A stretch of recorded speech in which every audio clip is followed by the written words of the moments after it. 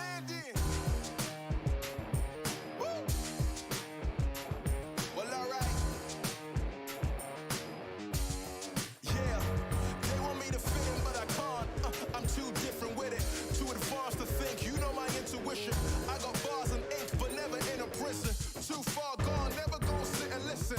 This is optimism mixed with the best, you get it. What you're seeing is a beast in the flesh, I'm vetted up.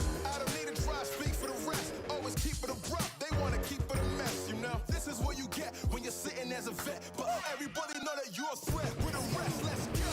We won't fit in your box. We don't quit, we won't stop. Ride us all to the top. We won't fit in your, we won't fit in your, we won't fit in your box. No, we don't quit, we won't stop. No, ride us all to the top. Whoa. We won't fit in your box. No.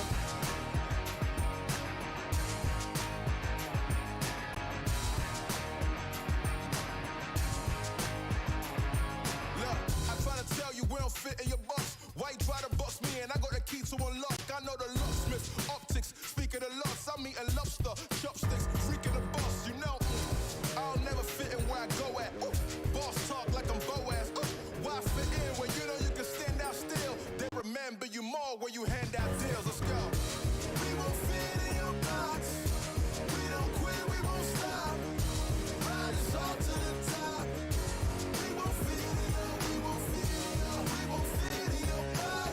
No, we don't quit, we won't stop. No, ride us all to the top. Whoa. We won't fit in your box. No. Don't box me in. I do my own thing. Spirit is right within. I got my own way. Father is not within. Look at the way that I do my ops again. Oh, better let me loose. You know that I got the juice. Everything I got to do. Words that I speak out my mouth, I gotta move. Oh, we can't fit in your box. You're too cold and you know.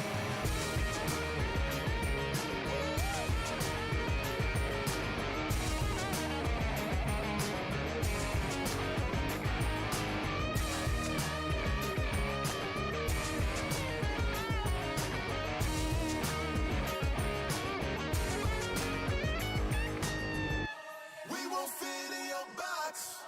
We don't quit, we won't stop. Ride us all to the top. We won't fit in your, we won't fit in your, we won't fit in your box. No, we don't quit, we won't stop. No, ride us all to the top. Whoa.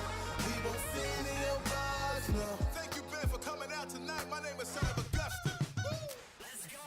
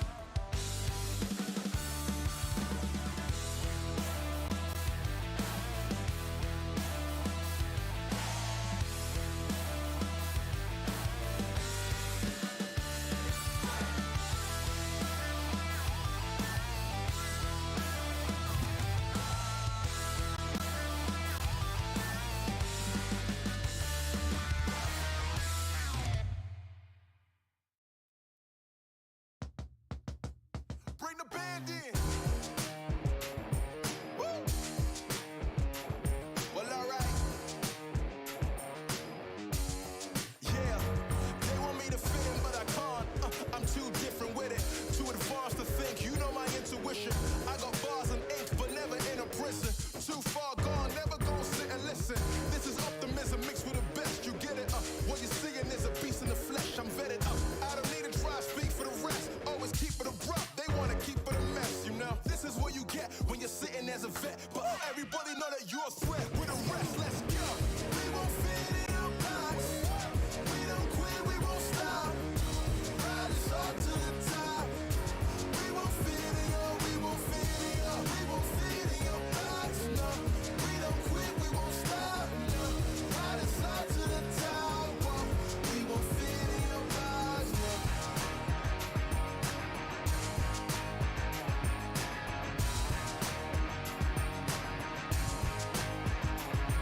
Look, I'm trying to tell you we don't fit in your box. Why you try to box me in? I got the key to unlock. I know the locksmith, optics, speak of the lots. I'm eating lobster, chopsticks, freaking the boss. You know, I'll never fit in where I go at. Ooh, boss talk like I'm Boaz. Ooh, why fit in when you know you can stand out still? They remember you more when you hand out deals. Let's go. We won't fit in your box. We don't quit, we won't stop.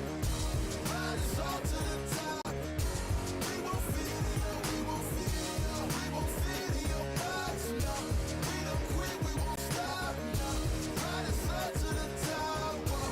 We won't fit in your box. No. Don't box me in. I do my own thing. Spirit is right within. I got my own way. Father is not within. Look at the way that I do my ops again. Oh, better let me loose. You know that I got the juice. Everything I got to do. Words that I speak out my mouth, I gotta move. Oh, we can't fit in your box. We're too cold and you know.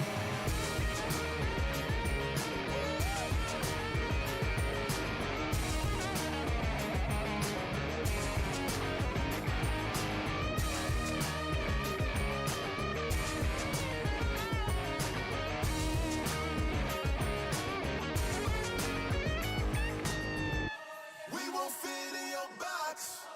We don't quit, we won't stop. Ride us all to the top. We won't fit in your, we won't fit in your, we won't fit in your box. No, we don't quit, we won't stop. No, ride us all to the top. Whoa. We won't fit in your box. No. Thank you, Ben, for coming out tonight. My name is Sanhok. Let's go.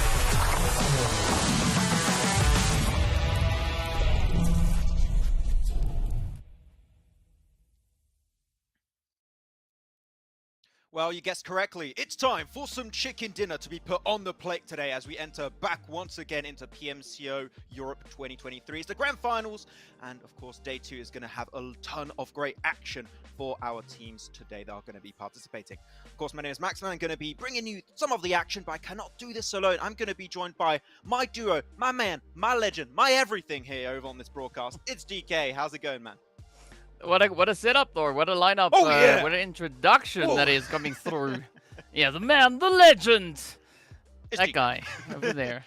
DK. Okay, sorry. Yeah. No, but Max, gotta say, doing pretty dang well. Pretty excited to see what our teams are gonna be bringing through. As we know, day 1 got off to a very aggressive start for Eagles. Yes, and of course, as per usual, as per tradition, Nexus get almost barely no placement points. We're going to look into that a bit further. But right now, if you want to stay tuned with everything PMCO related and everything just PUBG Mobile Esports Europe related, more specifically, head on over to our social media. We're everywhere. The Facebooks, the YouTube, the TikToks, the Twitch, the Instagrams, all of the socials. We are there posting some cool stuff. I say that because I'm the one posting all the stuff, so you better follow right now to see which content we're putting out there for you guys to stay up to date with everything that is going on in the PUBG Mobile esports sphere. Right now, we're going to be checking out, of course, the leaderboards, DK, and as you may mentioned already, Eagles off to not just a good start, a fantastic start on yesterday's matches. I mean, it was an absolute dominating play coming through from them. As you can see, the amount of eliminations they were able to accrue, it's insane, right? But of course, we know the 25 placement points coming through from that consistent top 3 placement. And of course, the 2 winner chicken dinners coming in round 3 and 4 yesterday. And not only that, they also got a 3rd place and 5 eliminations in their very first game, right? So with their wide rotation north, we had 2 Erangels that were eerily similar. So I think Eagles were able to capitalize on those 2 Erangels. So far, they are solidifying themselves as the kings of the grassy pastures. The Nexus, as I said, DK, great on the elimination front, but those placement points, if they want to have a chance to catch up to Eagles, they need to start to really step up, making it further into the games, because even before the show started, DK, you said, Eagles, if they continue like this, they're just going to run away with a 1st place position. Yeah, they're going to become unstoppable, which is phenomenal for Eagles, but it's not so great for the teams trying to catch up to them. But I got to say, though, I'm looking forward, rather, to the performances coming through here from Romanian boys, as you can see that they've also been playing a very similar kind of pacing as to what Eagles have been able to bring through. The difference, obviously, being that Eagles got 2 winner chicken dinners, where the 4 Romanian boys, they were able to at least get themselves a top 5 finish 3 times throughout the games yesterday. I do have to update the audience at home right now also. If you guys are unaware, we rebranded from the PUBG Mobile Club Open Europe to the PUBG Mobile Club Open Romania right now, with Nexus Gaming and 4 Romanian boys being on the podium. But we had some really solid finishes from those 2 teams. It's just Nexus, we want to see a podium finish happening eventually. Though, when it comes to surprises, DK, sure, Mumia had himself a great first game, got himself the chicken dinner on the first game of yesterday, but Bunny has really stood out to me as a team that is willing to be aggressive, take these really offensive positions really early on, and capitalize off the back of those spots. So I think that Bunny could continuously be a surprise as we enter the 2nd day. I mean, based on the plays that they were coming through the former half of the day, I would say a good play. I'm not quite sure what happened as we progressed into the latter half, where things started to slowly go a little bit more downhill, but I'm hoping to see a bit more of a consistent push coming through, and I would say exactly the same for the team situated over on towards the 2nd side. I mean, BRX yesterday, we had a few moments of glory, especially looking back to the last Erangel of the day, where they took 3rd place with 8 eliminations. I would even go to say the 2 Erangels had some decent approaches. Unfortunately, the first one didn't quite go as planned, though. Skip Zone in 14th. If I could organized teams here, DK, on this leaderboards based on how the names are and how funny or cool they are, Skip Zone would be 2nd place, of course, behind Big Baby. But they would be up there. So we'll have to see if we can see a little bit more presence from some of those bottom teams like Epsilon Axe. We're going to hope to see if they can bring a bit more heat today, as yesterday was not quite going their way. Though, same map rotation here is going to be the good old Erangel sandwich, DK, as per usual. So we're looking at Eagles, and he said if they keep continuously getting good results, they're going to be scary with a 3rd place and a chicken dinner. Currently solidifying themselves as the best team on this map. They could just keep applying the pressure over on that battleground. And I think that is pretty much going to be the flavor of the day, right? Teams that have been having an amazing run yesterday going to be looking to maintain that push, but that also makes things increasingly difficult for the teams yet to come forward. I mean, even looking at a team like God's Ultimate, they were actually having a decent placement day yesterday, getting themselves 2 second places as well as the 4th place in game 2, 3, and 4. As to where the first match didn't really go according to plan, but I think for a team like God's Ultimate, for instance, is they've now ensured that they can get into those late stages, but this is where we want to see a little bit more of that aggressive approach potentially maybe coming through from them. I have kind of an in-depth breakdown I can make about God's Ultimate, for example, is that the first Erangel didn't work out. It was a tough circle. They had to adapt to it. The second Erangel, exact same circle pretty much, and they adapt to get himself a 4th place and 2 eliminations off the back of that. Sure, it's not like the most dominant game, but we are seeing that evolution, seeing those adaptations coming out from teams like God's Ultimate. So it shows that there is a lot of potential in the long run for these teams, but there's also so much potential for our first game of the day, DK, as we get ready for the grassy pastures. It's Erangel time, baby, and we're ready to jump right into it with our 16 teams. Yeah, and there we go. We are going to be starting over on towards the lovely Milta Power, over towards that southeastern side. As you can see, the zone is going to be pulling all the way up in towards that Savoni region. So I think definitely a good start to the proceedings here, but I think the big kicker, of course, obviously is going to be where that first zone is going to pop towards. I mean, yesterday, both of them we saw pulling all the way up to the northern half, essentially almost centering up on shooting range in Savoni. I think for today, we want a little bit of normality on Erangel to come through. Maybe something a little bit, elsewhere other than north.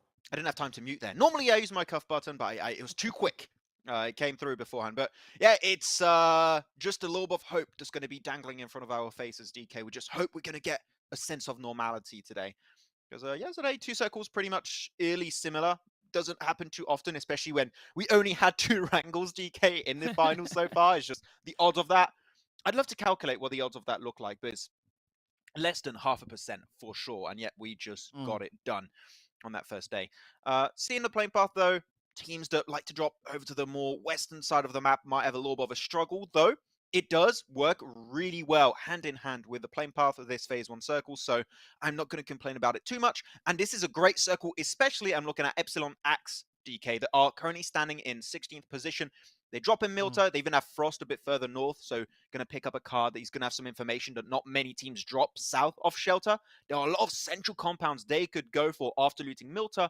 I am hoping to see that early transition from Epsilon Axe because they need a great comeback in these 4 matches. Yeah, I mean, there's definitely an opportunity for Epsilon Axe to come in swinging, but well, it's going to be down to how they can handle the situation in and around Malta. But I'm going to be looking a little bit more towards that Pochinki region where we can see God's Ultimate. We got T-Pest in very close proximity. Not exactly a hot drop, but I feel they might be a little bit too close for comfort. Of course, there is an opportunity for that disengage to come through. And it does seem like that is exactly the approach that both these teams are looking to play at here. Yeah, seeing BRX also dropping a little bit close to Kazama on the more southeastern side of Pochinki. So there's 2 fights that could have broken out. I think that's mostly off the back of the playing path that was not quite to the advantage and to the taste of some of these squads. So they have to just work with it, which is the usual stuff. It just happens sometimes. The playing path is a little bit ugly and you just got to make it work for yourself. So far, we haven't lost a single player, which I do like, though. I'm seeing a lot of Pipi Bison for T-Best, which I don't know why. Yeah, I'm sure. I even checked. This weapon is not made by any French industries, but it just sounds so French that in my head canon, DK, is that it's a French weapon. So yeah, deal with it.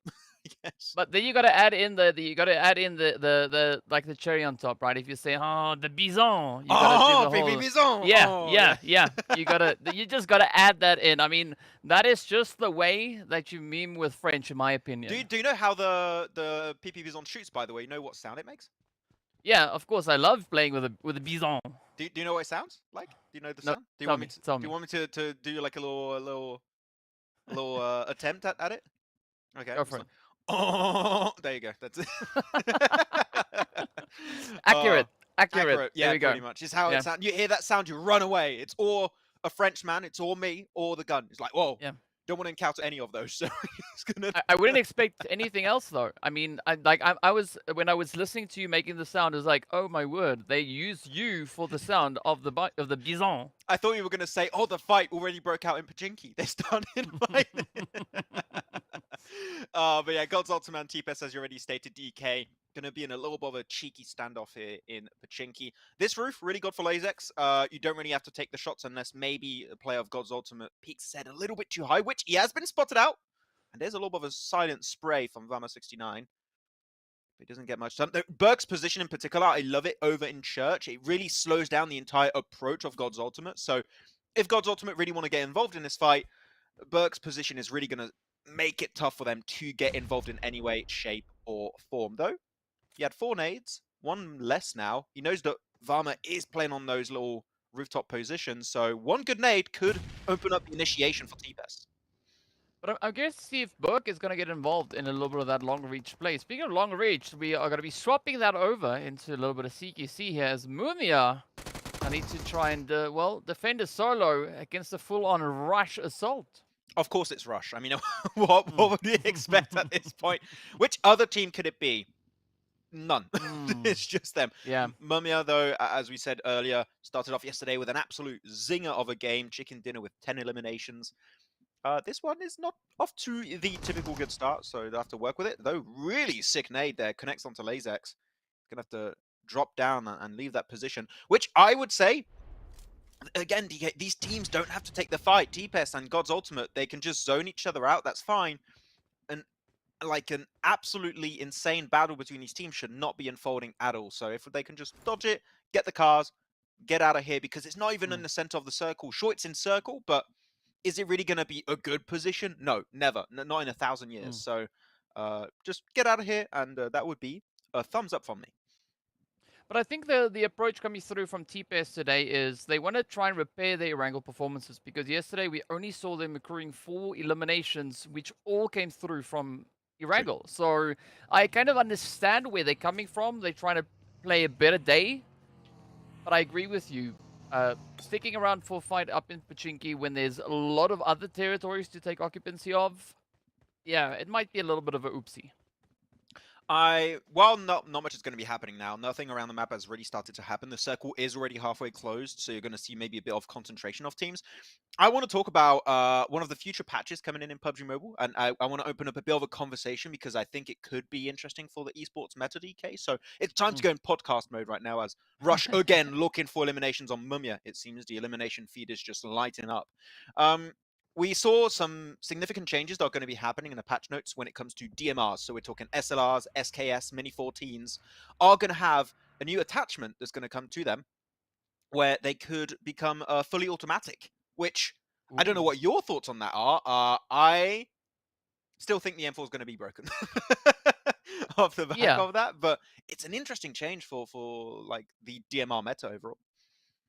Yeah, I mean, so that's not inclusive of the bolties, right? Because, I mean, automatic imagine bolty, an Khan that's IDA insane.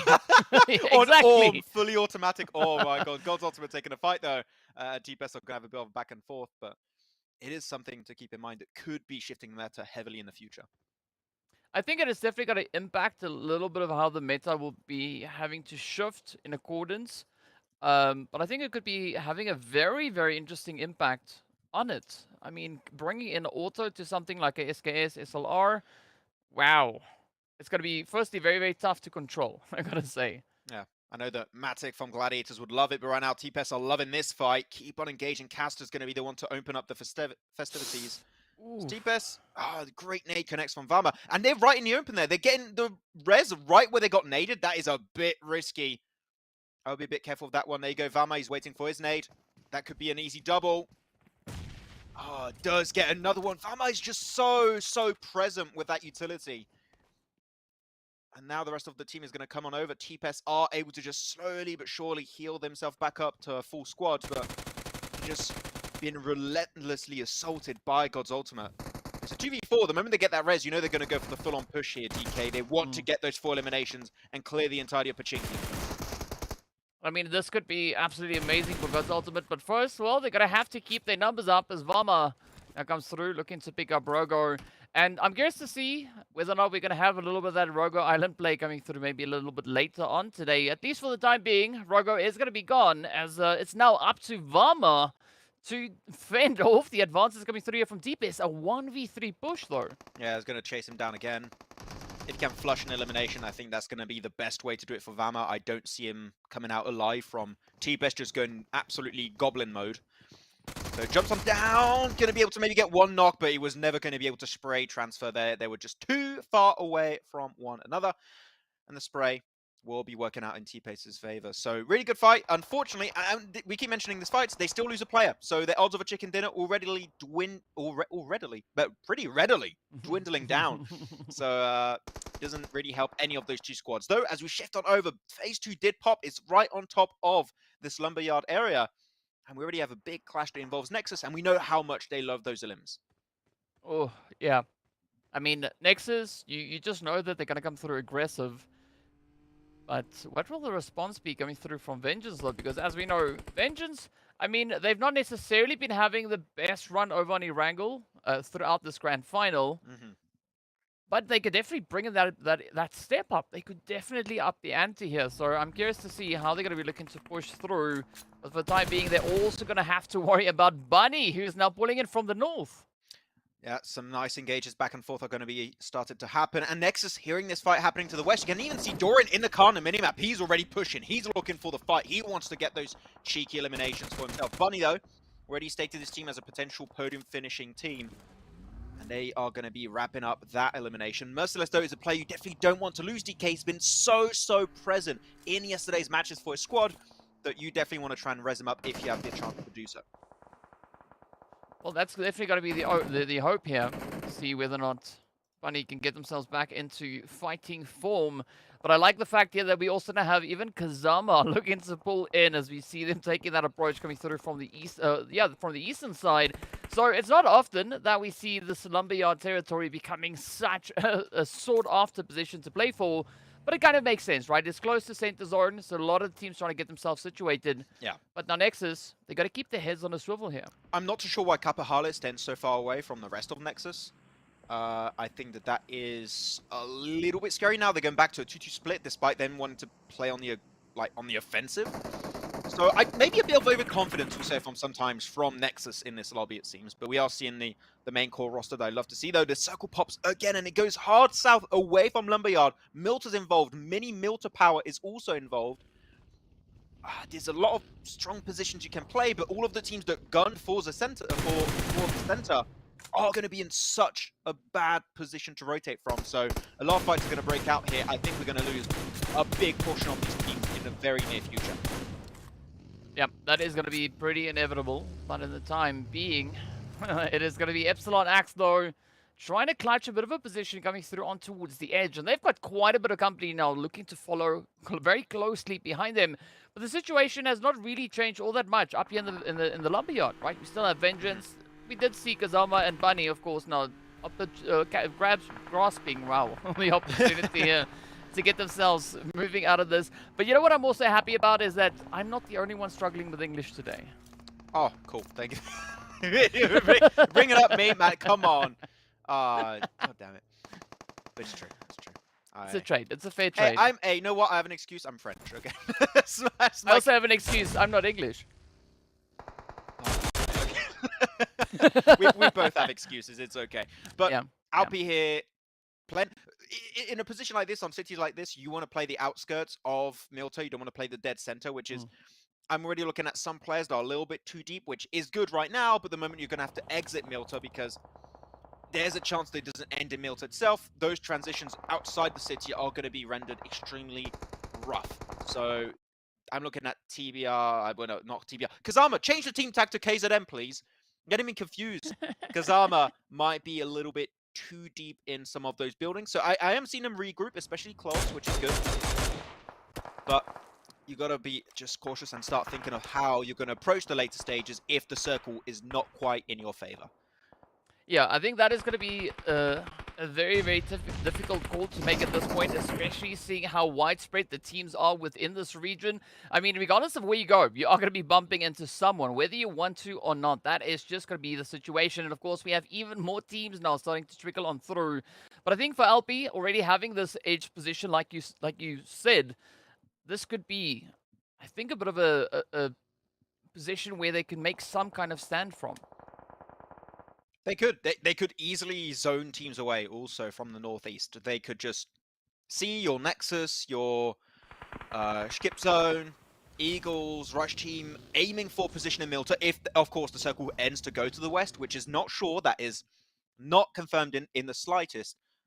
If it does end up going that way, there's a chance we could see Kazama maybe not get a win, but at least go for a double-digit elimination game, which would be massive for them. They definitely are in the need of a strong match like that. Circle Pops, hard shift up to the northwest, away from the water, which is great, but towards the city, which isn't great. So it's like a positive for negative, which isn't the best for these guys. But now Kazama are going to be in the hot seat because a lot of teams are going to be rotating hard east here, DK. So there's going to be a lot of possible eliminations that are going to come soon. Well, aside from the hard east rotations, I think also for Big Baby and Vengeance finding themselves up towards the north, as we know, with the rotations potentially coming forward, they are going to be quite exposed, moving down the hill, pulling into those Milta fields. So I think there's going to be quite a bit of spice being delivered from that northern position, or rather towards the northern position. Looking back over on towards the eastern side, though, it's the four Romanian boys. It's Bunny, we've got Rush, also now trying to cement themselves some kind of a positioning here. Yep, seems like some more engages are going to be happening. Rush, with Reikage very split away, is going to be able to feed some information, which is always valuable. But knowing Rush, they might not go for the easiest kind of approach. They'll just take the hardest path, which is going to be forcing them to take fights, possibly. So we'll see, of course. Rush are never going to shy away from an engagement if they have the chance of doing so. Eagles also sending Marso forward to gather information, but he does not see Rush team in the distance. And because of that, he's also going to be suffering some severe shots. But he turns it instantly back against him, and Rush suffering their first casualty here, and are getting chased down by Eagles that want to remain as the kings of Erangel. Oh, but it's going to be a tough entry to make here. They have quite a bit of opposition on the edge. But now Rush, ooh, they're going to be looming, looking for a little bit of that boom play as we got Shroom there now also just trying to slide on in. I mean, Shroom had a very tough run yesterday. We could see Shroom again and again trying to play a little bit of an aggressive approach. But now, yeah, they get retired and that's it. I didn't even have time to say, running in the 90s. He just died instantly. That's a tough transition. Though Jade's got himself the Kar 98, which still, after yesterday's 5 matches I played, still can't find it to use my skin. I'm having a real tough time finding that weapon for some reason. But Eagles now being able to clear Rush. They have access to such a strong ridgeline southeast. Scouting onto Bunny, scouting onto 4 Romanian boys, even onto the likes of Skip Zone up north. So I'm already seeing Eagles as a very strong contender. Is the just one major issue, GK, that transition in the city is going to be tough, so they're going to have to breach. There's no other option here, unless they go for one of the wildest rotations and they just don't get shut down. Eagles are going to be in a world of hurt very soon, as Vengeance also taking their fight. They are Vengeance, they are the Knight, but they are also fighting Nexus, which means that they're going to have a tough time. Yeah, and I mean, as we know, there's just a few certain things that is almost a guarantee coming through from the Nexus side here, as we can see Kapahala now trying to find a bit of a defensive position, trying to reach all the way forward. I think this is a good play from both these teams with regards to where they currently find themselves situated. I mean, Vengeance trying to bring a bit of a response back into Nexus, and it is going to be giving a Kapahala now the opportunity to just quickly reposition it. And I suspect that Nexus are going to try and just pincer the heck out of Vengeance. I really do prefer Vengeance's approach to this, because they're in a position where they can somewhat dictate how Nexus play. And Nexus, you can see, Nexus want to wide wrap up to the northwest. That is their game plan. That is what they want to do. But Vengeance playing that tippy top of the mountain, they're just negating that entire rotation from happening in the first place. Circle Pops again onto Milta. I said it earlier, the odds of that happening were pretty slim, but it actually does go in the city. And again, Kazama are looking to be standing on the throne. But a lot of teams are going to want to do and commit regicide very soon. So they're going to be in a bit of danger very soon. At Nexus, just looking at their spot, they got just about 30 to 40 seconds before the blue zone is on their location. So they got to start thinking, do we finish this fight against Vengeance, or do we move and also show our backs to Vengeance? You've got 2 options, but they're going to have to make a decision very soon. The clock is now ticking. It does seem like Nexus are going to be focusing on their positioning closer towards the zone. But I like this play coming through here from Kapahala. Just ensuring a little bit of that security, just in case Vengeance well, comes back with a bit of that vengeance. Definitely want to keep them at bay as best you can. But now vengeance, they're going to be pulling right towards the side. They have Big Baby, as well as, of course, then the players that we can see holding right alongside them already. Those sprays just laying heavily into them. Oh, did they lose a wheel? I'm not too sure what happened there. Oh, no, he didn't. He just rolled. But Big Baby able to leapfrog this entire fight. What an approach. What a play. Overlay did get taken down a little bit earlier in this match, but they're able to make it into the shed. And this is actually a pretty decent shed because you have to be really close to nade it, and no one is going to be able to get close in these fields. So right now, Big Baby should be safe for the time being, in a position where no one is really going to be wanting to get involved with them directly. Nexus still wanted to rain down Hellfire on these squads. Skip Zone is going to lose Keto. And with that car, they want to go for the breach. This is a great opening for them to go and enter up on the northeast. They're going to send it to maybe confirm that elimination or just chase down the remnants of Skip Zone. Ooh, this is going to be that clutch play, though. Let's see whether or not Nexus are going to be able to get that easy claps delivered. Now, ooh, Teddy, though, Kazama, very aggressive utility usage coming through here. I mean, BRX also going to be falling victim to their own nades. BRX got to be a little bit careful. They're too good at all the nade things, it seems, so it's a little bit too proficient. As Kazama, still, as you said, they're going to have to be really efficient on how they play this one. Samuna gets the opening nade knock. Another one to follow up. Actually, whose nade was that? Coming up through, I'm not even sure, but you can still see in the elimination feed, Nexus are just chasing down Skip Zone, getting so many eliminations involved there. A little bit more space created. Kazama, the fight's going to be coming their way, and the remnants of Skip Zone are going to be picked up one by one, plucked and sent straight back to the lobby, as now 11 teams still remain, and the action in Milta is starting to slowly but surely heat up. Yeah, I mean, it's a slow, steady cook, and that is exactly what we love to see. But, of course, the pressure is still going to maintain here for the side of Eagles. You can see Marso trying to play from behind that concrete block, but they are now super isolated. So I think this is going to be a relatively tough run for the Eagles to get themselves resituated yet again.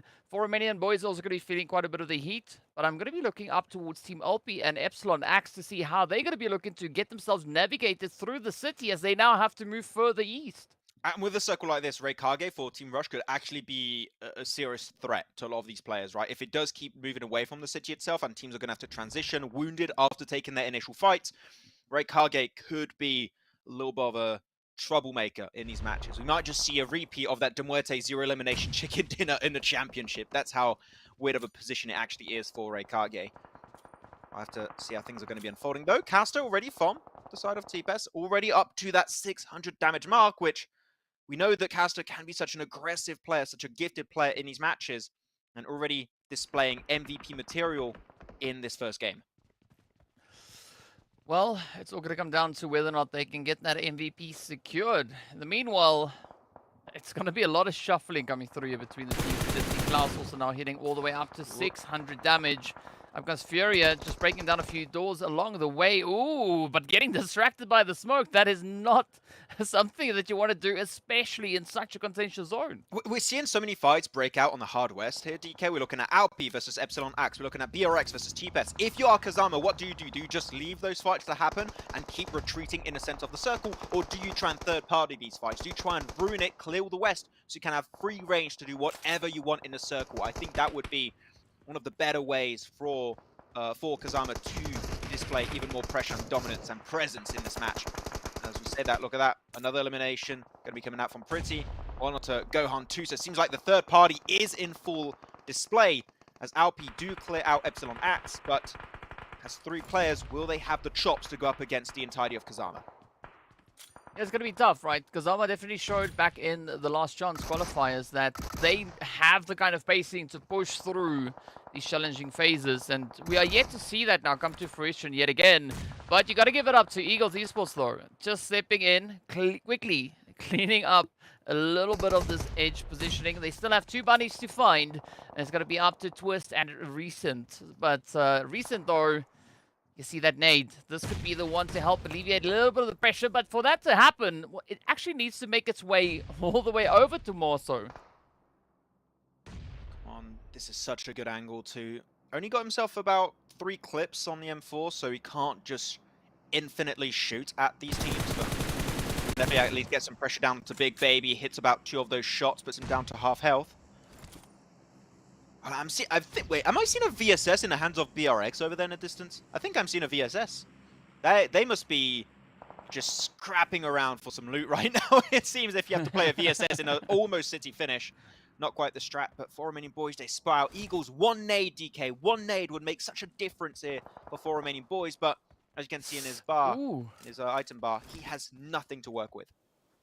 Yeah, that is going to be a very unfortunate situation to find oneself in.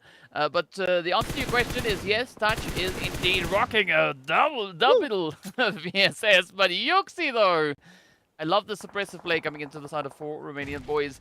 And this is the golden opportunity now for Eagles to come through with a bit of a rush, a bit of that pressure play. But the Bunny team, of course, Bunny Esports, is going to be looking to apply a bit of a stop to any advances, at least coming through here from Morso. It's really sad for Eagles because those ridge lines that they were playing on the southeast were so good, keeping them safe from pretty much the entirety of Bunny. A lot of the teams in the city, like Kazama, Big Baby, also in the distance, they were having such a nice time.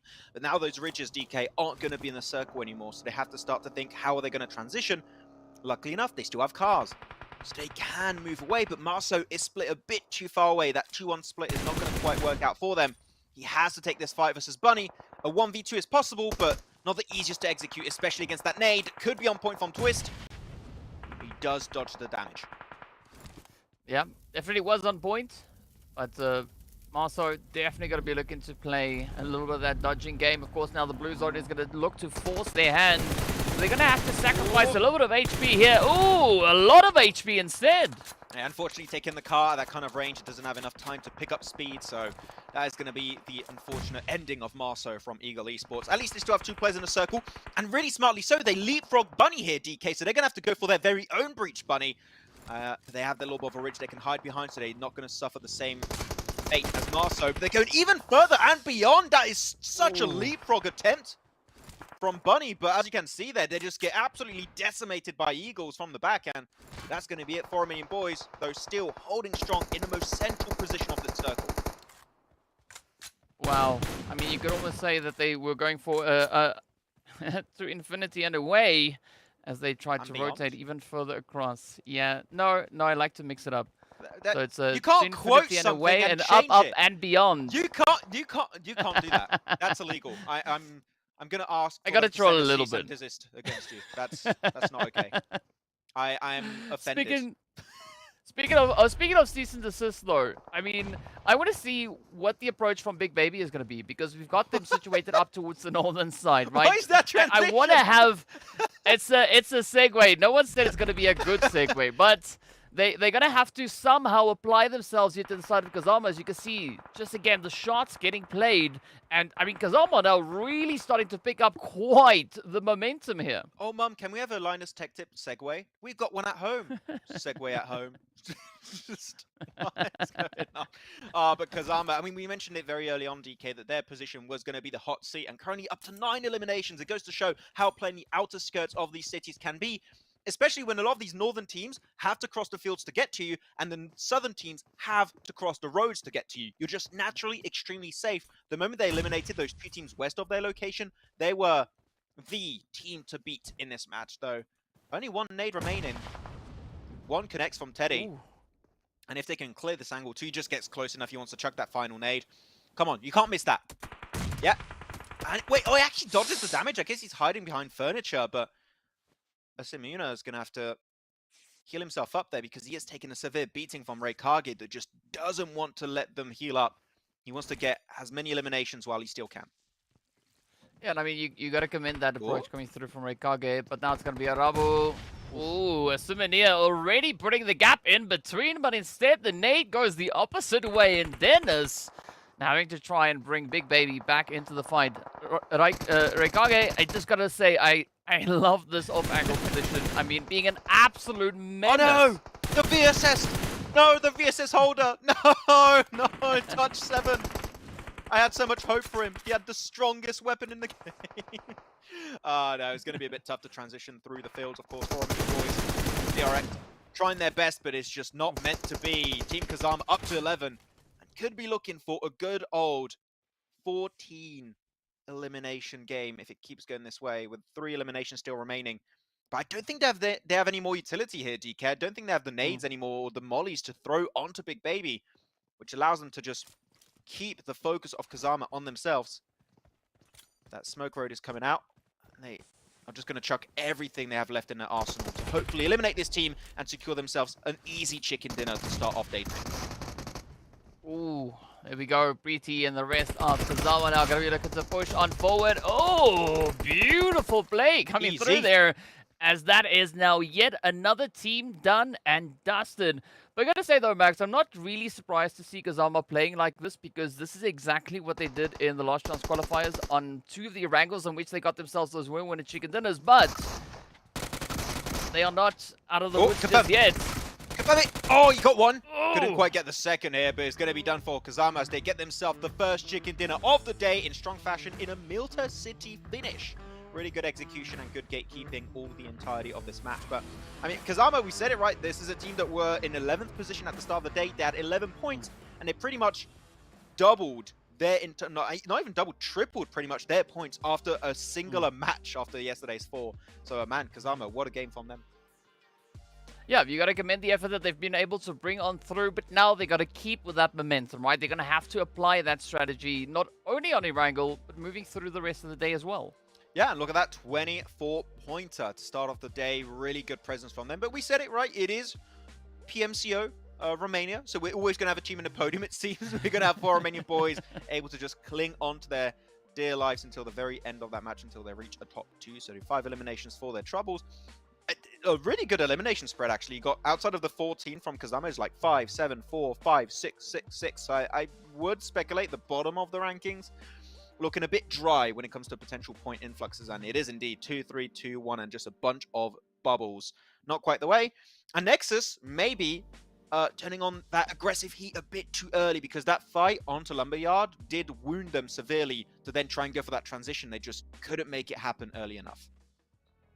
It's unfortunate, it's difficult, but that is just the way that it happens. But an interesting thing that I also notice is, not only was this a phenomenal play coming through from Kazama, but this is also the biggest chicken that we've seen come through on Erangel so far. Not only for the grand finals, but also looking at what we had come in the last chance. The last chance. Yeah, so well done to Kazama. I mean, it was about time for them to step up, and they stepped up quite a bit and then some. But I think especially looking at this position that we had over on towards the eastern side here, you got to commend the efforts being brought in there by the side of Bunny. I mean, they were just absolutely merciless onto the Eagles. I would say Bunny kind of naturally became aggressive because their position was a natural entry point to the east. So they were just zoning teams away. They wanted to hold it down like a fort as much as they possibly could. I do respect what Eagle were trying to do, because they had a really tough time this game. They eliminated Rush, tried to transition in the city afterwards against Bunny that, as I just said, had a really strong, naturally good and solid position to defend from. It is going to be tough for Eagles to make those transitions in the city itself. But they gave it a fair shot. They gave it a nice try. But they will not remain the kings of Erangel for this first game. But we still have 3 more matches here, DK, before we do wrap up our second day of play. It's going to be over on Miramar. And if you want to check it out, we'll be back in just a few short minutes after this break.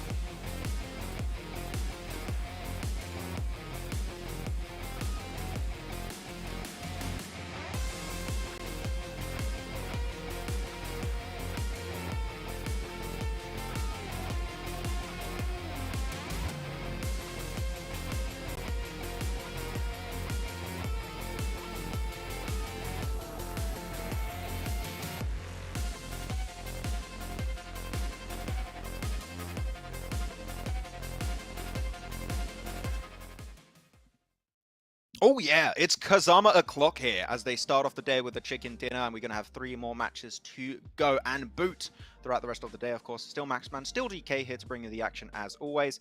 But we've already seen some potential from some other squads, DK, which I'm always happy to see.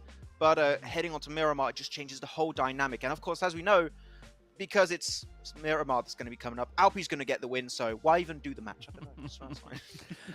I'm just hoping that they maybe get a little bit more than 2 eliminations this time around, right? True. Because as we saw, they were beaten out yesterday by Nexus coming through with those 12 eliminations, who actually got themselves sitting at the top of the board because, well, Alpi got 12 points. And, well, Nexus got 13. So I'm hoping to see a little bit of a change-up come through with regards to that.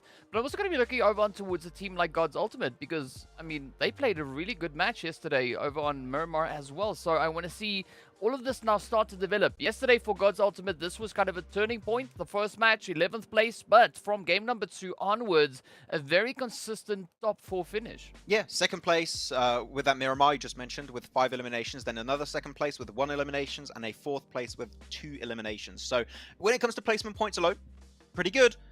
They just need to learn from Nexus and being able to turn that heat up to 11 to get those frags. And if they can do so, chances are God's Ultimate could remain a top contender for this entire PMCO season. But I think that despite God's Ultimate not getting that win, I think they were the team that was the most deserving of a chicken dinner. But as we saw in the northern side of Los Leones, with all those crates, a solo can end up taking themselves to win, which is what happened with Team Alpi. But we're going to be diving right into our match here. It's going to be the dusty dunes of Miramar once more. And I'm personally hyped to see where the circle's going to go, because we had a good variety compared to Erangel of circle shifts. So if we have a nice one that teams can work with, I would be happy chappy here, GK, fair to say. Well, I don't know how happy you are about a southern-leaning flight path to Not come happy. through here. It is going to be constricting quite a bit of that reachability up towards the north, especially positions like Cobreria, you know, Cruz del Valle, Tierra Bronca, any of those regions. Obviously, it's still accessible, but not directly from the flight path itself. So I'm curious to see how the teams are going to be looking to get themselves situated here.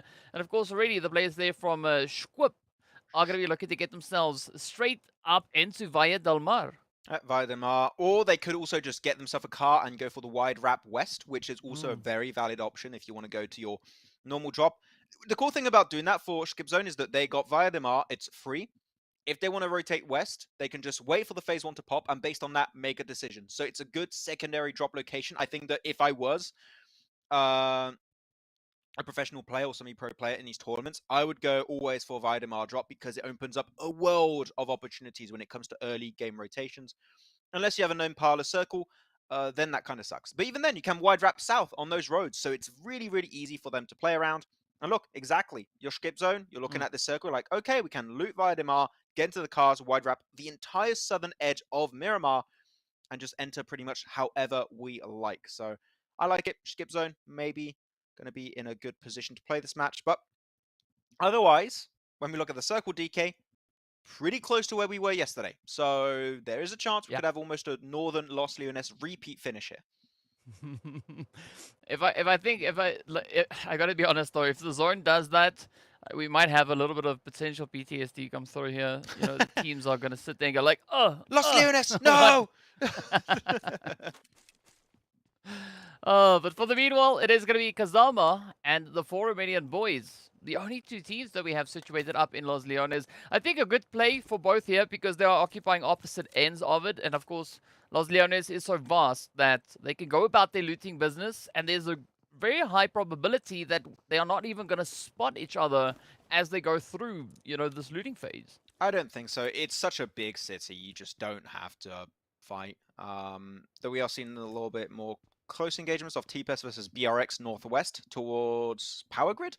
So there's also some possible back and forths that could be happening. And actually, as I mentioned, that BRX did come into this game as a 3-man. So they are definitely not interested in taking these fights. They want to dodge it like the plague as much as they possibly can. Well, Get Wrecked has got himself a Winchester. Oh, he doesn't use the Winchester. Ah, that sucks. It's a cool weapon. It's not the strongest weapon, but it's cool. And that gets points in my mind, DK. Though Lazex, does Touch see him? He definitely hears the footsteps. He's made it to the building now, so unfortunately has lost the initial advantage. Well, I mean, advantage at this point in the game, I think, is a little bit of an interchangeable thing to have, as you can very easily shift on through. I'm happy to see Touch not going to be rocking a VSS right at this point. Why did he want to take that fight when he didn't have an instant clear shot, and especially when you, again, have only 3 players for BRX? Not too sure. Maybe he could have waited for the cavalry to join up. They are in cars right now. I think they are getting close to that mountain north, and actually they are close to Rush too. But regrouping for BRX, picking up Touch, and just leaving might just be the safest approach and game plan for them. Because Lazex, I mean, right now his teammates are looting. They might just come and help him out very soon. So I'm not too sure, but yeah, I mean, you know my opinion on early games fights, DK. Anyways, I think they're dumb. I think they're stupid. I don't like it. But it was a bad playing path, so no, yeah. It's a bit of a gamble. Maybe it's a bit of a rush as well. Speaking of which, yeah, LazyX getting taken right on down. Now is the opportunity for Shroom to come through with that broom that we've seen before. But, I mean, it does seem like Rush are going to be looking for a little bit of loot. Not quite sure exactly where they decided to start their initial play from. It might have been over towards Monte Nuevo. But, no, I mean, there is a bit of an opportunity, but I don't think BRX has that much loot to really make much use of. Look at the survival time of Rush, though, average on this map. Only 13.12. A little bit on the lower side, unfortunately, but still looking for that final player. They heard the gunshots. They might be thinking another player should be here. They're just leaving it, though. Thinking the players might just be on the outskirts of this compound. Which, it was interesting, DK. We had a fight that was breaking out, a 1v1. It kind of set up a lot of tension in the early game, and then you have Rush just like, screw your fight. We want eliminations. We're just going to chase it down and mow down the competition, as they tend to do on this map. And they even got himself an M249, and they've heard just an echo of a team lingering in the distance. It is going to be TPS, and look at that. Matana's there, getting the opening knock, and they see the other players. They're just going to chase them down. What a rush onto. What's going on? Matana, chill out. He's just going solo without his team. What's good? Matana, wait. What is he doing? You know what comes to my mind when I see Rush playing like this? Is those seagulls from Finding Nemo. Mine? Yeah. Yeah. That's what I'm seeing here. The moment they see movement, the pixel out of place, and they know it's not one of their teammates, they just rush straight on into that, looking to get as aggressive as they can. And I mean, you got to give them credit, right? There is some value in playing like that, especially in the early stages of the game. But we've seen that actually become quite costly for them, especially in yesterday's match. they never were able to get further than a top 6. They had one top 6, and then it was what was in placements? A 10th position, 16th position, and a 10th position again to end off the day. Sure, they start off the games with a few eliminations, but it doesn't quite work out. If I had to compare Rush and even Nexus Gaming for the sake of it, I don't know how much you've watched of Attack on Titan. I would say they are like Erangel. They see you transforming, like heating up, getting ready for the late game. They're like, no, I'm going to punch you right in the face, and you haven't even transformed yet. Because screw your anime like plot defense, you are going to get smashed in the face. And they just chase it down. So, I mean, sure, it works out in terms of eliminations, but as you said already, DK, it has not been the most successful so far in these finals. Yeah, I think especially looking at, the teams that they played coming through last chance, there was a great opportunity for that kind of strategy to be quite effective. But looking at the response that the teams are bringing into the grand finals, obviously they are here. They know what's at stake. They know they're going to have to play for points and play as a contentious position as they possibly can. And I think this is where that strategy for Rush might need a slight little bit of an adaptation or a little bit of adjustment to come on through. Because though, in the meanwhile, they're going to be looking to just hold a strong position while maintaining that aggressive play as well. Just a little bit of a quick tweak here and there, and you might just have yourself a team that not only can take fights, but actually can rotate. And we mentioned it a little bit earlier, right, DK? Being able to adapt the overall strategy of a team is way easier than having to actually get good at the game. And I mean, like, getting good at the whole shooty thing in PUBG Mobile Esports. So the shooty thing, they do really well. The rotatey thing, not as okay. I feel like I'm speaking to a 2-year-old, but you get my point. They need to, I think, adapt more on how they want to make their rotational game plan work out in these matches. And if they do so with a fragging power, imagine Rush DK in a strong position in a late game circle as a 4-man with all the loot they would require. I would say that as a team that could wrap up wins really, really confidently and be a top contender in this entire tournament. But the rotations can be a bit wishy-washy still. Yeah, I mean, it's like running in with a bit of a one-tap ability. And, if you've got the strats to back up the gun power, by all means, go for it. Play those strategies. But again, as we've seen, it's not something that happens overnight, right? It takes quite a bit of tweaking. But the bonus point here is, as you've already mentioned, the fact that the aggression is there, right? They're able to secure those eliminations. And for a team now to work rotation into that, it's not as challenging as it is to suddenly get aggressive if you can rotate really, really well. Speaking about aggressive, though, it is going to be Nexus now testing the waters alongside Kazama. Oh, nice little angle picked up by Redox. Redox is so proficient in these kind of locations, DK. Always so much presence with a Mini 14 UMP loadout. He can just laser down the competition with that UMP. And this is the exact spot the Nexus played yesterday, where they got himself so many eliminations, 12 or 13 if I'm not mistaken. So they're just trying to get himself a cheeky repeat on this one. And you know that the moment they get that taste of blood, start to get those initial knocks, they want to eliminate the entire squad. Got to be careful, though. There's a play on the left side. Doesn't quite get the knock here, but Pretty doing so much work with that AKM. And even gets Dorian, despite him having himself a nice little bit of shotgun action coming his way. But Kapahalo is there to wrap up the fight. And Nexus, again, flawlessly win that fight and will be able to get the res onto Redox and Dorian very soon. Yeah, well played on the aggression. Kazama getting sent back with nothing but air. But in the meanwhile, it is going to be the side here of God's Ultimate as well as Vengeance now having a bit of a standoff. But you got to watch out for the 4 Romanian boys just over on towards that eastern side. I love that reach coming through from Sarah, as we can see them now just trying to poke and prod at the side of Vengeance. But of course, Vengeance, they have the terrain to utilize, and they've now also spotted the players here from Script Zone taking their approach in towards the zone. Skip Zone got himself some decent positions they can play from, TK, so it's interesting you point them out, though. Epsilon Axe, they're really having a tough time this grand finals. It's really unfortunate because there is a lot of potential on this team, but it is just not quite the grand finals they were hoping to have. But they still have, after this match, we're going to be officially reaching the halfway point of this tournament, DK. So there's still some room to make those changes and to start bringing back the heat.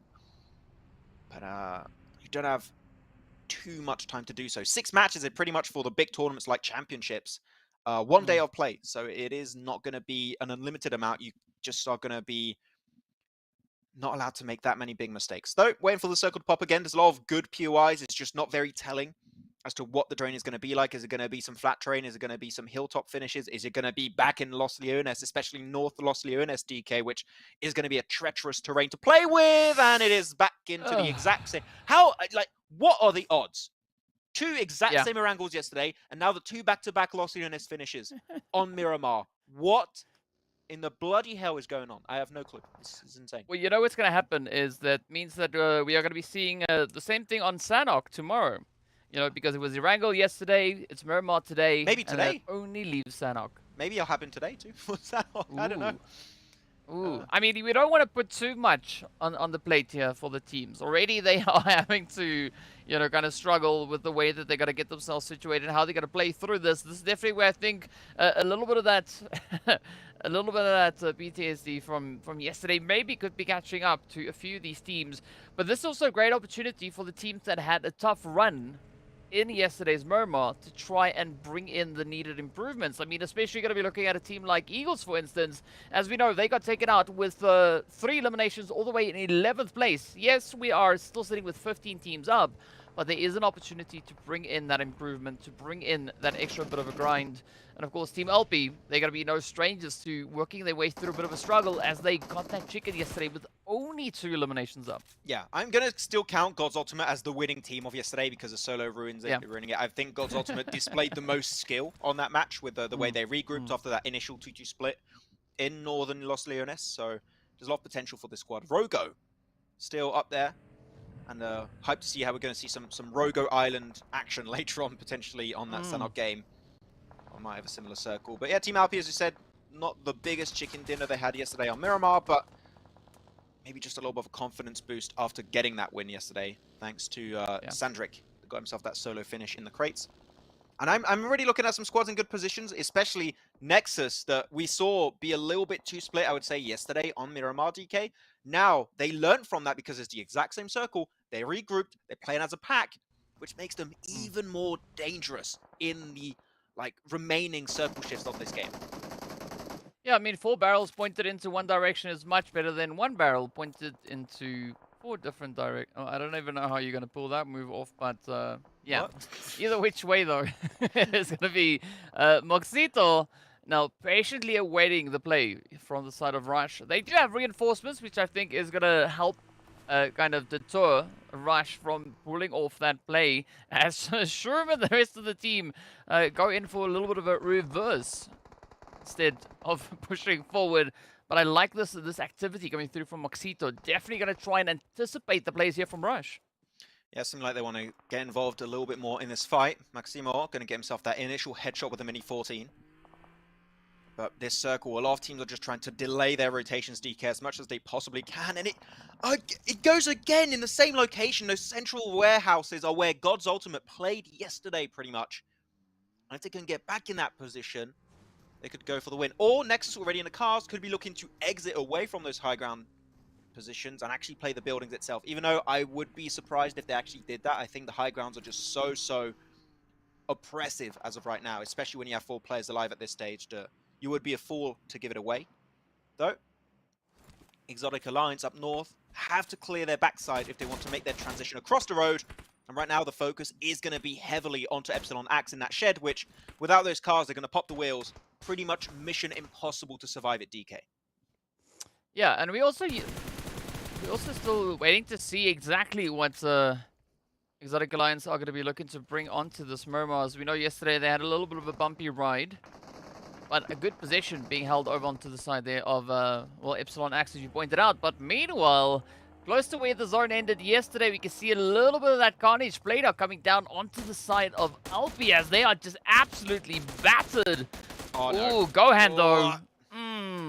He's trying, one of the wheels or 2 of the wheels have been popped on that car, but he's just able to slowly just eke his way forward because the rest of Exotic Alliance have started to leave. So that was actually the best time for him to make that transition, but is he really going to make it anywhere, further in this game? I don't really expect so. He's just trying to maybe get a few placement points if he can just linger in this game a little bit longer, but against Mumia and Exotic Alliance, just across of that dip, chances are things aren't going to quite work out in his favor. Though Mumia were pretty silent last game. back for some vengeance here, it seems. Exotic Alliance see their position and just go a little bit further up north to just give that breathing space over to Miramar, because Nexus are looking at this the entire time, DK. They're just raining down bullets. I mean, there's not much you can do to contest the position, especially seeing that Nexus is so situated that they can really pressure Exotic Alliance, and it is making it exceptionally tough to climb that hill. But Exotic Alliance, they don't have many other options with regards to rotations. They have to try and get themselves a little bit more secured moving up into display. But if they are able to evade the side of Nexus, of course they're going to be open to the plays of Eagle or potentially even the plays here from Mumia. A little bit of calm before the storm here for these teams. Oh, that's actually a really good ridge. Good little position on the roof you could play from, especially with a times X mini 14, so he's going to get maximal kind of information. But here's the car. And he has 5 nades in hand, DK, which that's a recipe for disaster. If you're ready to fight the Nexus, especially in the position where Raj MVP currently plays from, which is very nadeable.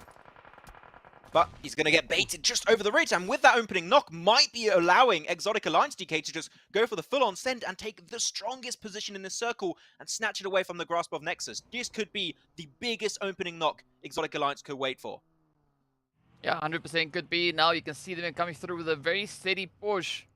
But now, Nexus taking a 2-2 split here, as they're trying to bring Doran back into contention. Up comes the play. It is going to be Exotic now just rushing straight on forward. They do find Red Dogs. Kapahala could be the next, and they are indeed. This is exactly that strategy now just unfolding before our eyes. I kind of praised Nexus's regroupment a little bit earlier, but I just realized they just did split slowly for the last few minutes, and because of that made themselves vulnerable if a player got knocked initially. And look at that, they just can't even fight Exotic Alliance on an even footing. They just get absolutely battered by bullets one by one. Gonna try and pop the party bus, but it's just not gonna do it, DK. They couldn't even set up an initial fight, and sure, they get 4 eliminations, but again, no placement points go in the way of Nexus. They are just in shambles this game and just got stolen the strongest position on this circle.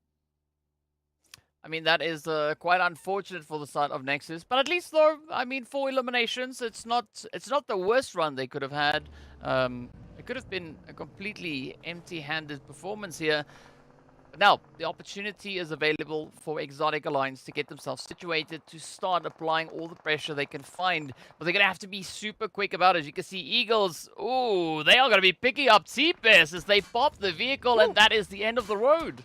I really hoped that we were going to see Eagles maybe rotate a bit faster and go for the third party onto Nexus versus Exotic Alliance, but they were also a little bit too far to really make that transition, so I can't really fault them too much on that. At least they do get in the circle, which is always a big plus when you are the Eagles, so they're just going to try and survive a little bit longer, smoke up the wheels of those cars. But the monster truck, even the monster truck, which takes almost a full clip of bullets to pop that tire, has lost it. So making away of those silos, I don't think is going to work out, DK, because you become so predictable on leaving these kind of locations.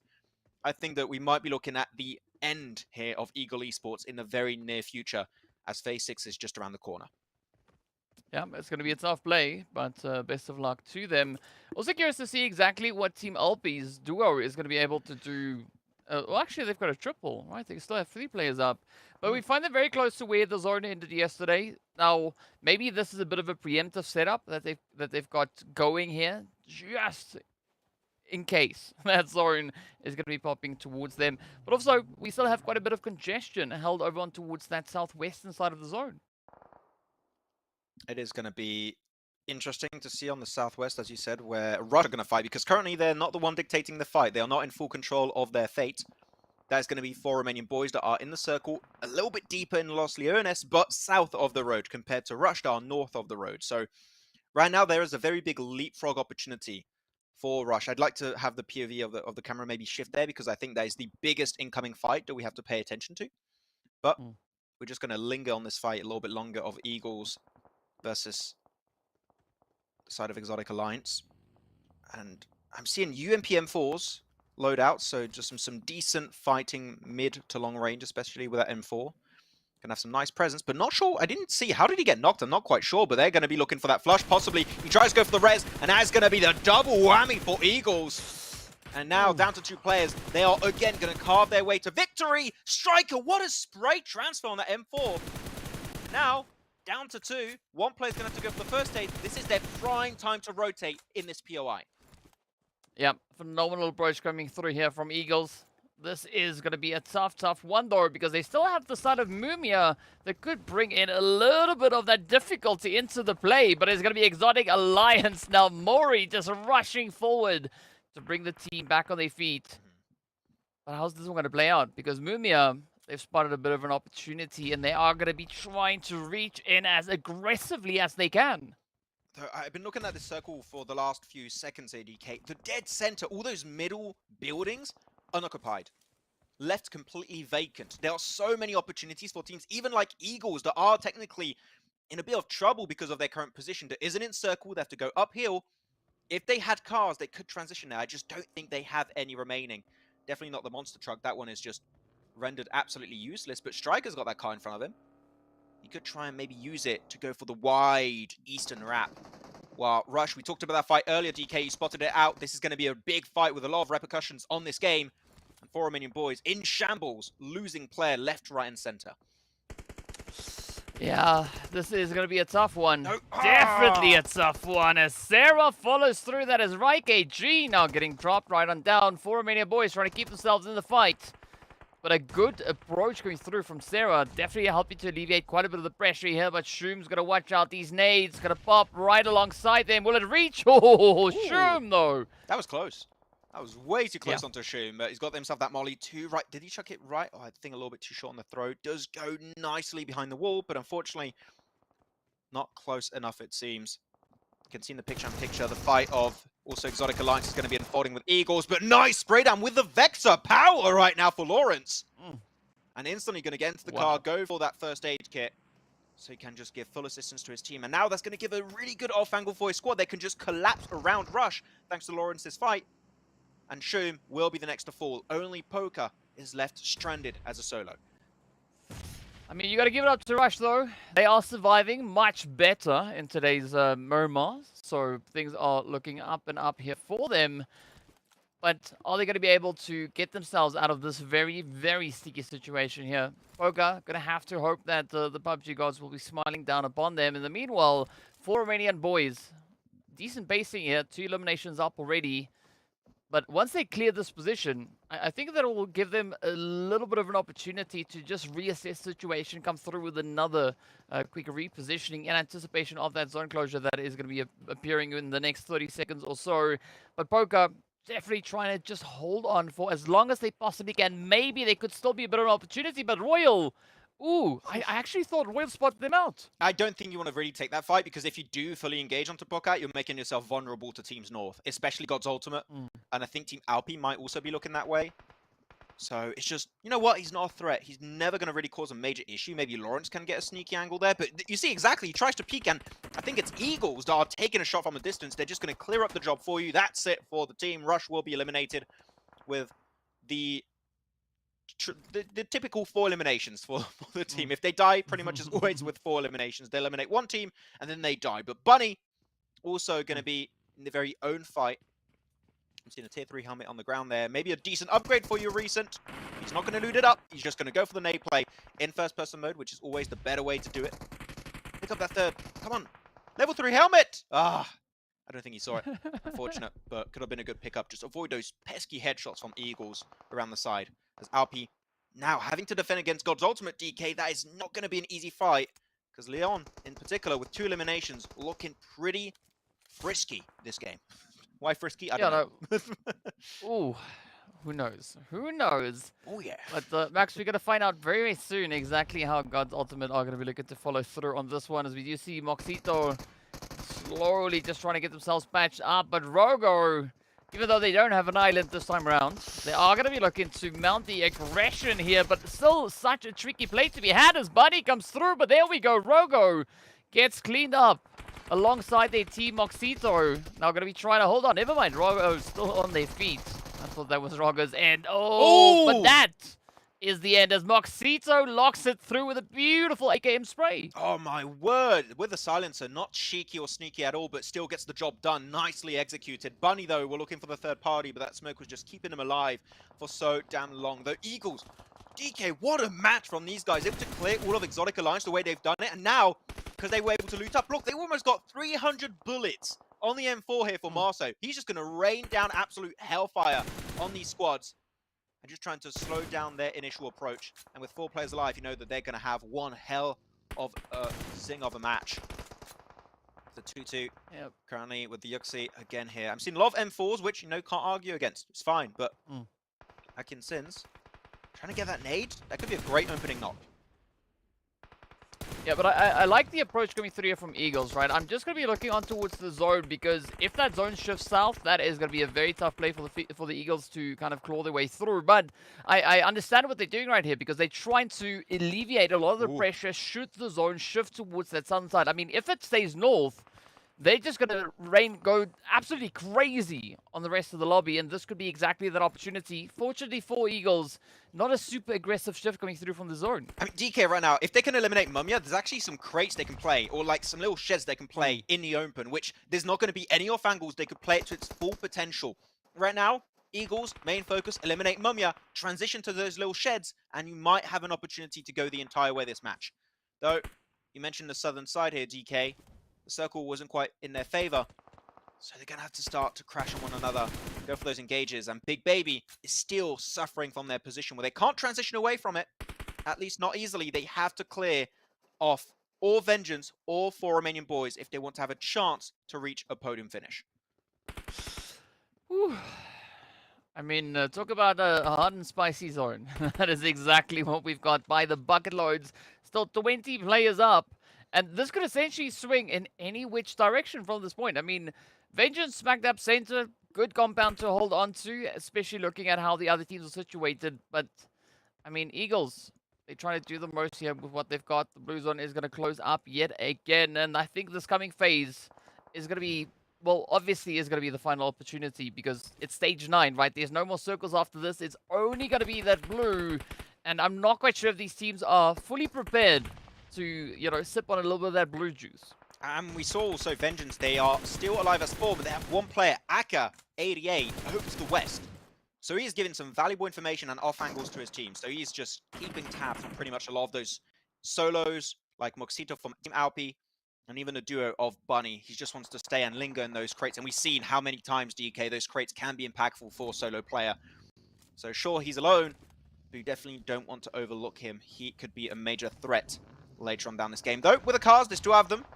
They're going to try and go for the transition, but a lot of them are smoking, DK. It is not going to be an easy transition, but Marceau makes it over.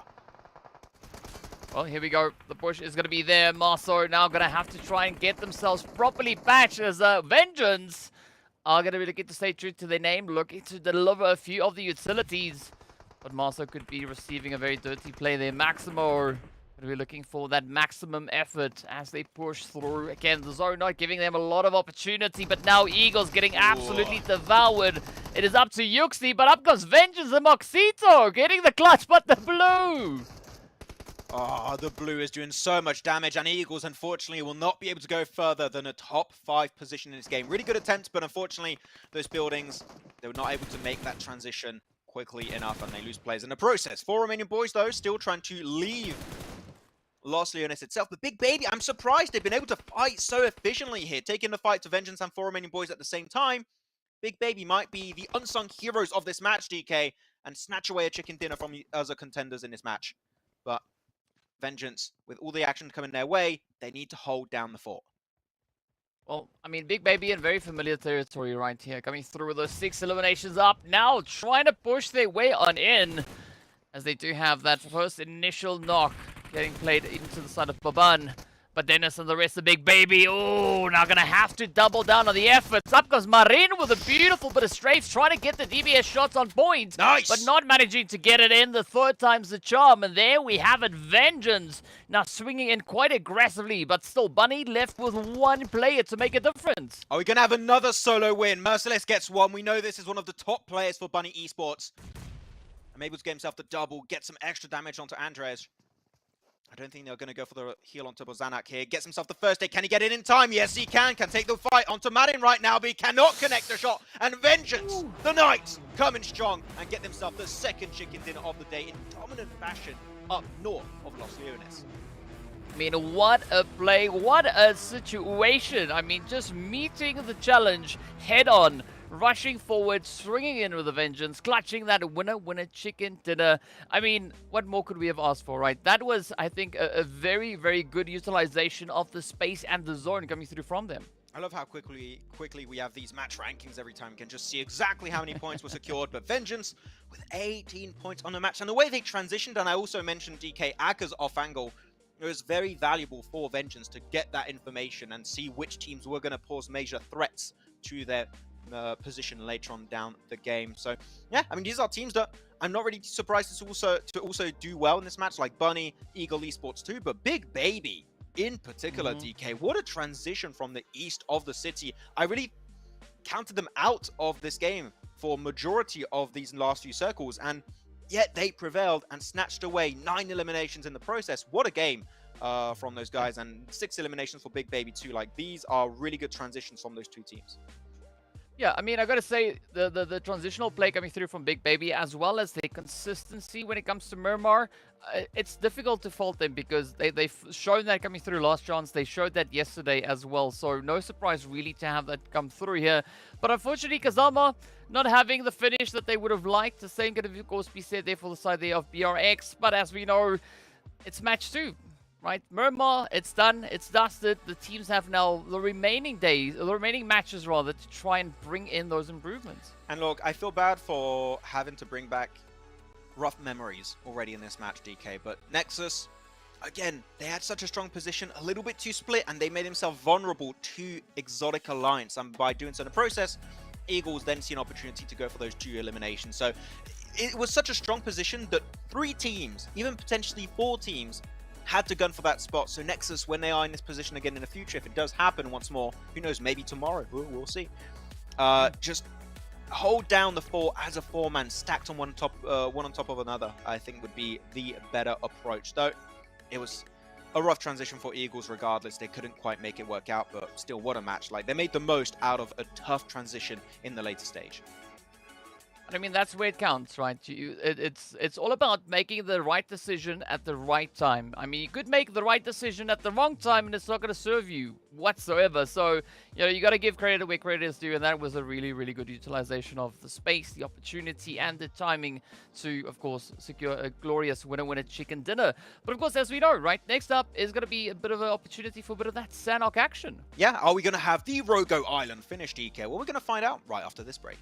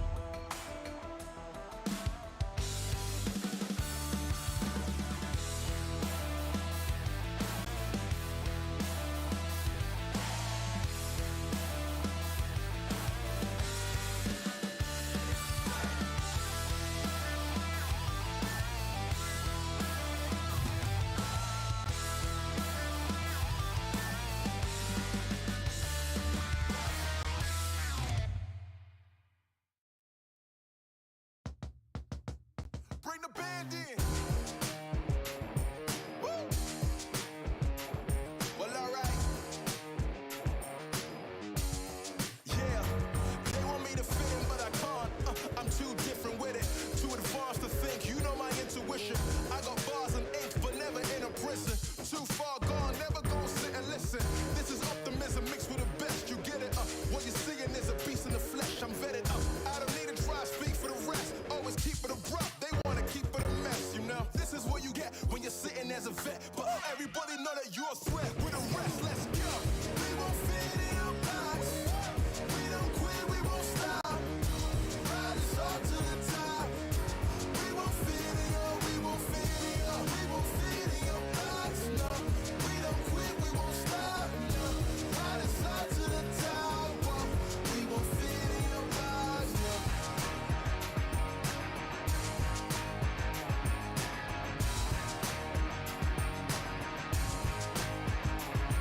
Look, I try to tell you we don't fit in your box. Why you try to box me and I got the key to unlock? I know the locksmith, optics, speak of the loss. I'm eating lobster, chopsticks, freaking the boss, you know. I'll never fit in where I go at. Ooh, boss talk like I'm Boaz. Ooh, why fit in when you know you can stand out still? They remember you more when you hand out. And yeah, we are ready for our third match of the day here. It's going to be back over to Sanhok. We're going to have the Rogo Island finish. As we predicted, rightly so, DK. We are never wrong about our circle predictions. We'll see how it's going to go. But we had some great 2 matches to kick off the day. And now 2 more remain. And I still have some teams at the bottom, DK, that I'm not going to lie. I want to see a little bit of a resurgence from those guys. So now we've reached officially the halfway point of these grand finals. I want to see maybe them kicking themselves in gear number 2. Yeah, I gotta say that I think that could be a very, very good approach to come through, you know, engage the NOS, hit them buttons, and see just how far they can fly through. And I think Sanhok is a perfect map for that kind of strategy to be implemented because it's a map that lends itself to aggression. And, I mean, aggression can go a really, really long way here. As we've seen, I mean, Nexus, they are the epitome of capitalizing on eliminations, right? Just stepping up, bringing it on through. And if you can see a similar kind of approach coming through from other teams, definitely doubling down on how aggressive they are looking to perform, I think they're going to be smiling a little bit closer to the end of the day. Hopefully, we're going to see who's going to be smiling at the end of this game over in the jungle. We'll see who's going to be able to get himself some nice match underway. Here we go, the plane is high in the sky with those 2 cheeky helicopters. And seeing who's going to be able to get himself some good old chicken dinner, some finger-licking good win here, DK, to wrap up this Sanhok game. But yeah, plane path, I mean, doesn't really matter because it's Sanhok. You can get anywhere off the back of it. So teams are going to be happy-chappy about this one. But I want to do an early game prediction, DK. One team name. I can do mine too, or you can go first. It's okay. Who do you want to see wrap up the win? Ooh. Okay, so now I gotta be very, very careful as to how I choose because so far I've been right. We can wait for past phase 1 3 circle. predictions. You know what? Let's wait for phase 1 circle. Normally we would wait until phase 4, but let's wait for the circle to pop and we can predict. Okay. Okay. All right. Oh, all what? right, How? They all went to Rogo Island. Look. Oh my God! It's become infamous in about 24 hours. What's going on? There was 1 player yesterday. I'm sure they heard us on stream. They were like, no, we gotta go see what's the deal over on Rogo Island. I mean, this can't be the case. What? That is so weird. From 1 singular player to now, how many teams is that? 1, 2, 3, 4, 5, 6. Is that 6 or 7 teams on that island? Look how much space there's over to the east side of the map, or even the south. There's... Whoa, okay, and Raykage's going to die. Yeah, that's 7 teams with many more Same looking circle. to... Yeah. All right, so answer to the question here. I would say... Ooh. Difficult choice to make here. Let's wrap it up though. DK, come on, give an answer. Okay, I'll think of one. God's Ultimate. I'm going to predict BRX. There you go. 2 teams in a very similar location, actually. So we know what's going to be happening this game. We're pretty much on the ball, I think, as to how this game is going to unfold in the very near future. But yeah, we'll see. Otherwise, a fight also is going to be unfolding over here in Hattin. It's going to be Skip Zone versus 4 remaining boys. Though it's one of these compounds, just like Isnai, Pollyanna, etc., that is big enough where you could have a team to the east, a team to the west, and they don't have to actually break out in this fight. But Seemed like four remaining boys might be just wanting to zone them away and not take the fight head on, which I do like, I do appreciate. And Skip Zone, understanding they were given an opportunity to retreat, are just going to count their winnings, which right now are none, and just get themselves back to safety on the east. Though, God's Ultimate, your team, you predicted, DK, already on the prowl, approaching BRX's position. Well, there's going to be a little bit of a pressure play here. I mean, God's Ultimate, they showed good positional strategy coming through over on yesterday's Sanhok, but we only saw that one elimination coming their way, so I want to see a little bit more of that aggression being brought to the forefront. But of course, then also looking over on towards BRX. I mean, they also finished with one elimination, so both teams on very even ground, at least elimination-wise. Can you imagine if you could mix a team with another? Right now, if you would mix Rush Nexus with Eagle Esports and also God's Ultimate, you would have the best team in the world. They could win PMGC. That's how strong the team could be. Okay, maybe that's a bit of an overstep, but there is a lot of learnings that can be taken from your competition also in this tournament. So I'd like to see teams try and just steal some strats from other teams. It is esports. You can do that. And we'll see, but you can see Larix run out. Maybe he can feed the information and get a cheeky nade from a teammate. Which Larix does have his nade of his own. But so far, not much is going to be happening. I really thought they weren't going to engage the fight, DK. I really had hope. But with GetRex's position, you know he cannot regroup that easily. He is committed to his location. And because of that, actually, he's going to take shots from BRX. Yeah, BRX from a distance are just going to take those engages and pick up an easy elimination along the way. Well, it's a good strategy being utilized here by BRX, just playing off of the high ground, playing quite a bit of reach. But you got to watch out, right? Because this is Sanhok. If you make noise and you don't have the position to back it up, you will get punished severely for that.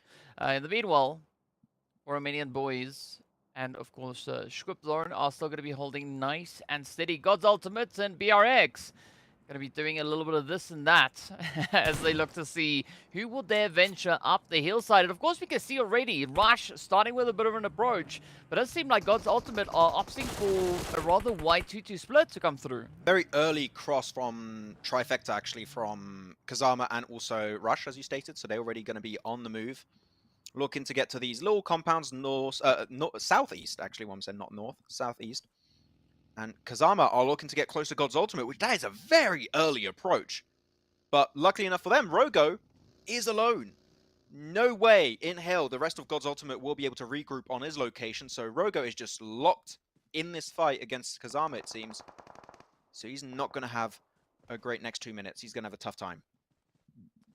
Well, I'm going to say this is a very, very congested northwestern island. We are yet to see Big Baby, Epsilon Axe, as well as a few others yet to fall on forward.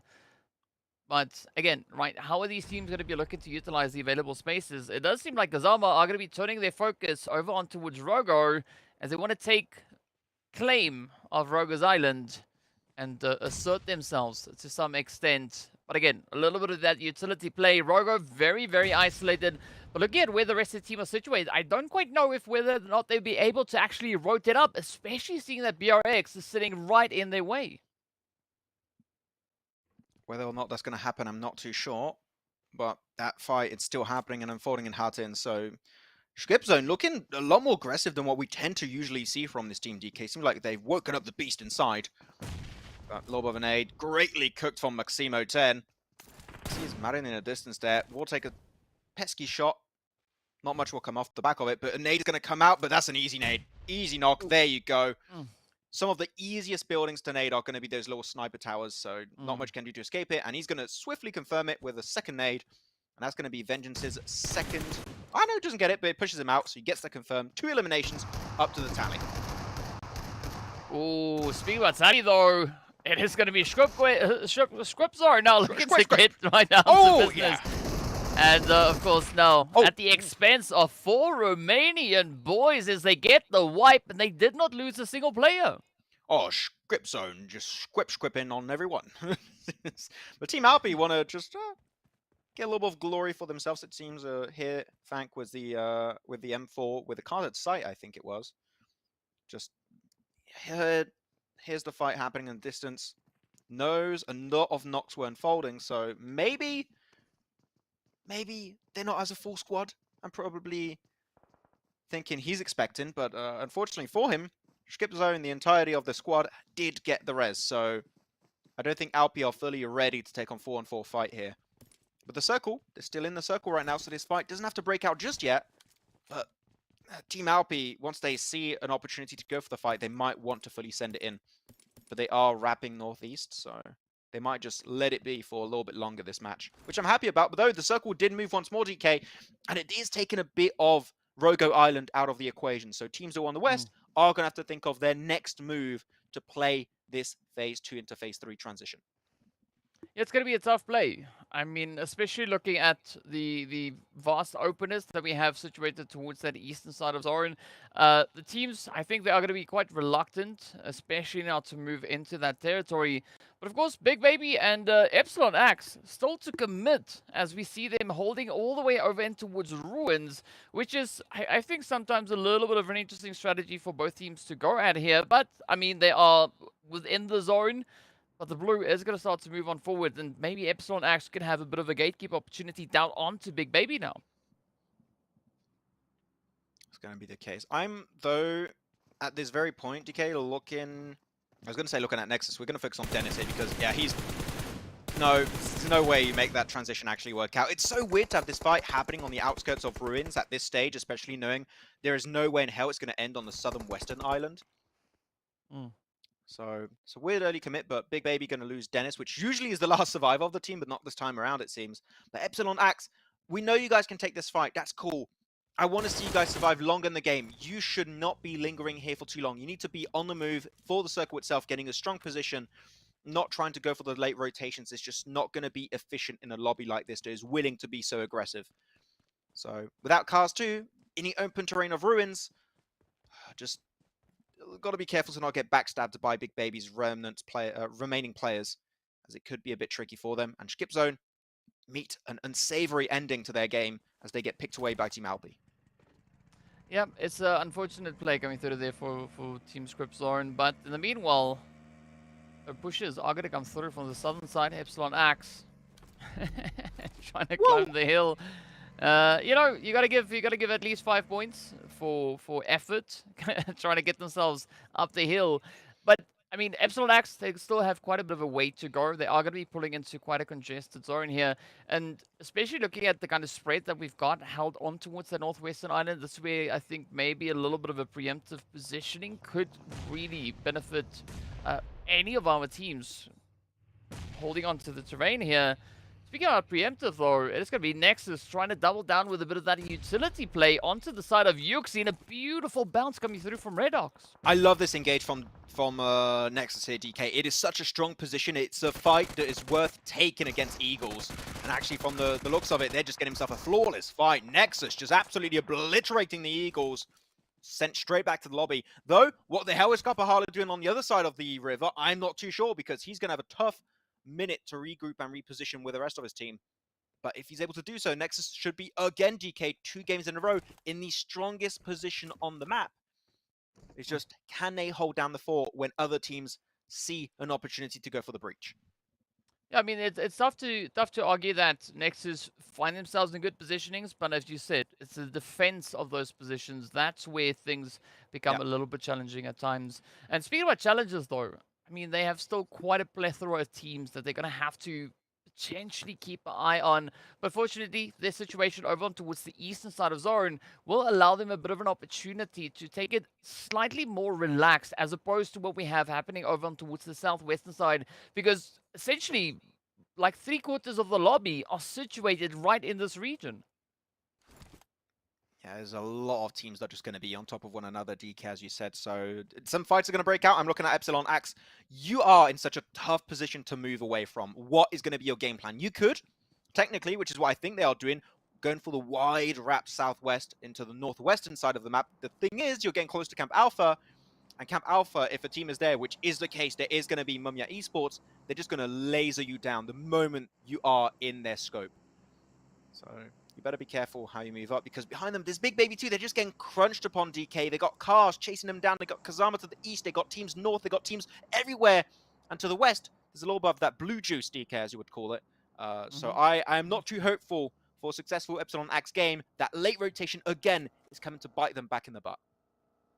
It's all about timing, I would say, at this point, hoping that they can get themselves in a position where they are able to find exactly the kind of flow they need. But now it's going to be Teddy looking to bring a bit of that punishment over on towards Overlaid. At least the quick reactions comes through. Overlaid very narrowly escaping a very devastating position. This is really lucky for Epsilon Axe, because that fight broke out. They can actually just keep sneaking forward. But Rogo, the king of the island, DK, he's just able to get himself that opening knock and flush onto Epsilon Axe, it seems.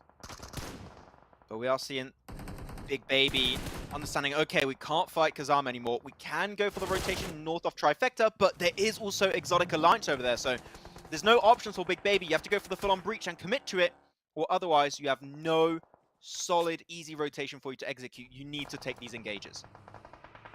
Yeah, and this is going to be of the utmost importance now for the side of Big Baby to see, Overlaid getting ripped out of the vehicle, but Bun also going to be falling on down, and this is a very, very tough play, as Arabo is going to be the final contender, looking to try and make a difference, or potentially even just carry the name of Big Baby further into this next phase. But with this plays now getting delivered, that is going to be the end, as Shoom goes boom, and Big Baby will make their way back into the lobby. DK, is this the game? Is this the Nexus chicken dinner? Just waiting to happen from a circle like this. And they were able to actually get Kapahala to regroup. They are up as a 4-stack. DK, I think this might be the one. This might be the Romanian chicken dinner we've been waiting for from Nexus this entire tournament grand finals. But there's some other contenders here that are going to try and survive as a 4-man. But BRX, especially over to the west, DK, sure, their split may be a little bit too stretched, but so far it has been highly successful. Yeah, especially looking at how the teams are situated around them, there's a great opportunity and quite a bit of flexibility in that widespread. But that's not going to be the same thing coming through here for God's Ultimate, as they are now bumping into a little bit of that difficulty trying to get themselves situated. Kazama finding themselves suffering a very similar fate as they are down to Preeti and, of course, their teammate just holding on the edge of the cliffs. But this is a golden opportunity for Leon to come through with a bit of that jump spray and maybe add even more eliminations to their tally. He's only got one flashbang. Maybe chug the flashbang and just go for the double jump shot, as you said. Could just try and go for some extra style points, which don't really count in the rankings, but they count in our hearts, and that's all that matters. Yeah. Only a tier 1 helmet and tier 2 vest, though, so he's going to take a full-on beating if he goes for the jump. And he hears the nade pin. He tries to go for it while he's using a nade pin. Such a nice attempt. The perfect time to do it. But unfortunately, it doesn't work out. It was such a cool play, I dropped my audio mixer. That's how cool it was. Oh, Klaus, though, coming in very, very clutch on that play. Now it's going to be up to Furia and the rest here of Epsilon Axe to see if not only they can maybe play a bit of an upset. Ooh!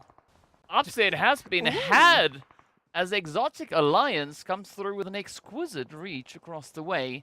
But now, Epsilon Axe, they are not yet secured. They are going to be trying to just stay ahead of the blue zone, but this is a golden opportunity for BRX to pick them up in that rotation. Okay, can you still hear me? I just checked my cables and everything. I just broke my whole setup, but it should be fine. Ready for this one? You can, yeah? I'm cool? Yeah. We're cool. Okay, we're ready for the Nexus chicken dinner. It's incoming, ladies and gentlemen. I'm calling it right here, right now. On the 28th of October, 2023, at 16:20, it is going to be the Nexus win. It's going to be unfolding under our very eyes. Though Rush is still in a central compound, very hard to breach. They should be far more than safe for the foreseeable future.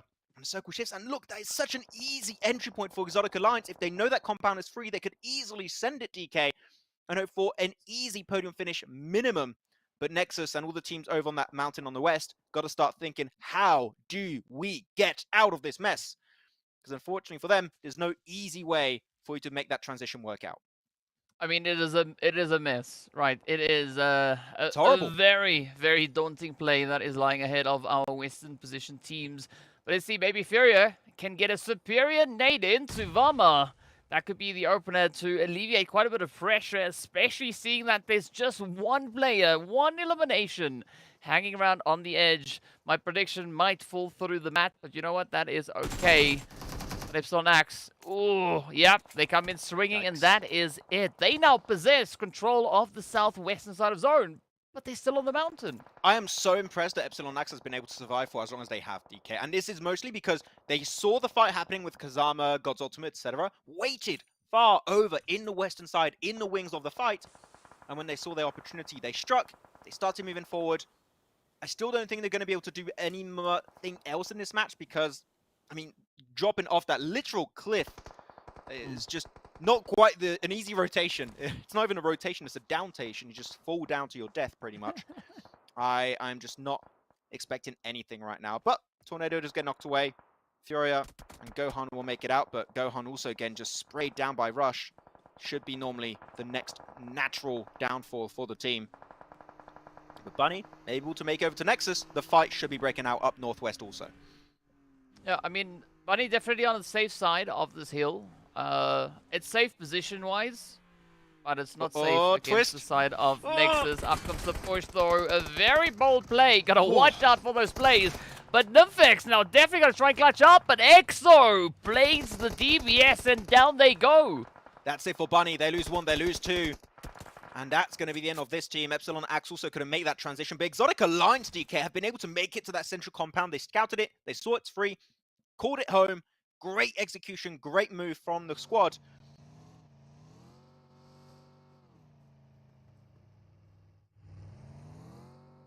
Alright, not quite sure if Max went quiet there. Something. Did you drop your audio mixer again? It does maybe sound to be the case. I'm not quite sure if we have Max currently there, but I can't hear him. So let's see what is going to come through now.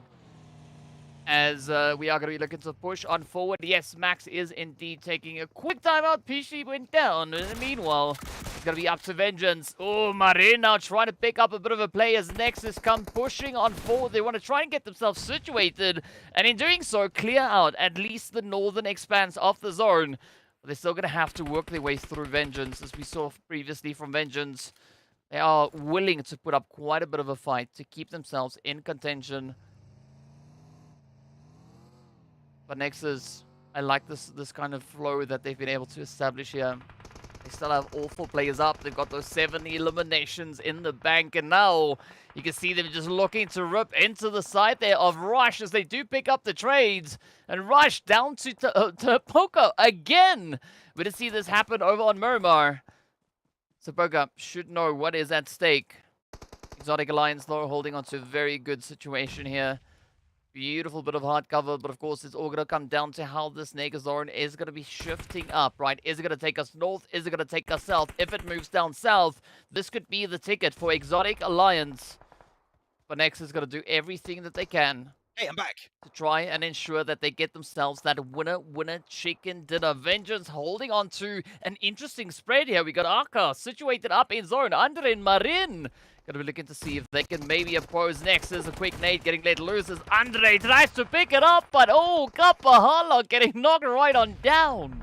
Oh my word, sorry, just had such a great game here. My computer blue screened, but we're ready for the ending and the culmination of this fight, DK. 3 teams remain. It's gonna be Vengeance, Nexus, or Exotic Alliance. And Vengeance is getting absolutely decimated left, right, and center. Exotic Alliance's off angle 2 is so valuable, DK. They have the central position in the circle once more. Nexus, with now 2 players remaining, gonna have to take the 2v4 against Exotic Alliance. 10 eliminations this game once more, but can they wrap up the chicken dinner? As 2 players are sent solo, they have a chance of taking this fight. Redox picks 1, gets himself 2. Redox, the man of the hour. He is Vengeance. Gets the first elimination and looking to go for the 3rd with that M4 spray transfer. Great nade from the distance, but Doran now is the only one that can keep the hope alive against the 2 remaining players of Exotic Alliance. The S12K, they hear the footsteps. He's pushing up. He's looking for the win. He's looking for the steal. He gets another one. And he's going to get the final clutch. Nexus Gaming to get themselves the 3rd chicken dinner of the day over on Sanhok. What a steal and a half against Exotic Alliance. I mean, Nexus going against the grain, going against the odds in this game. I said, if the zone moved down to the south, this could be that ticket for Exotic Alliance to rise up and clutch up. But Nexus denied them access, denied that eventuality to even come remotely close, as Maxtech just absolutely decimated Exotic Alliance there. Yeah, my PC blue screen that just knew it was going to be a Nexus win. It couldn't compute what the hell was going on. Those two clutches from Doran and Redox were just absolutely bonkers to witness. But despite it being a Nexus win, I don't want to take it away from them. What a great execution. Their best game by far in terms of the strategy and how they took those fights. And especially DK, we mentioned it, staying together, which is very important. The way they were able to just overwhelm Exotic Alliance that had also an amazing split. They got information game, went for a very central position, sent off angles to make sure they can lock in the game.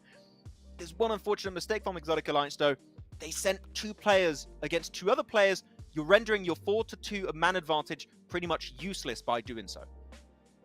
Yeah, I mean, it is an unfortunate play, but I mean, so far, for both Nexus Gaming and Exotic Alliance, this has been the best match that both of these teams have played in this grand finals, right? This is just such a phenomenal show up coming through from both of them. Of course, Nexus doubling down on that winner chicken dinner with 14 eliminations. That is going to sit quite comfortable with them.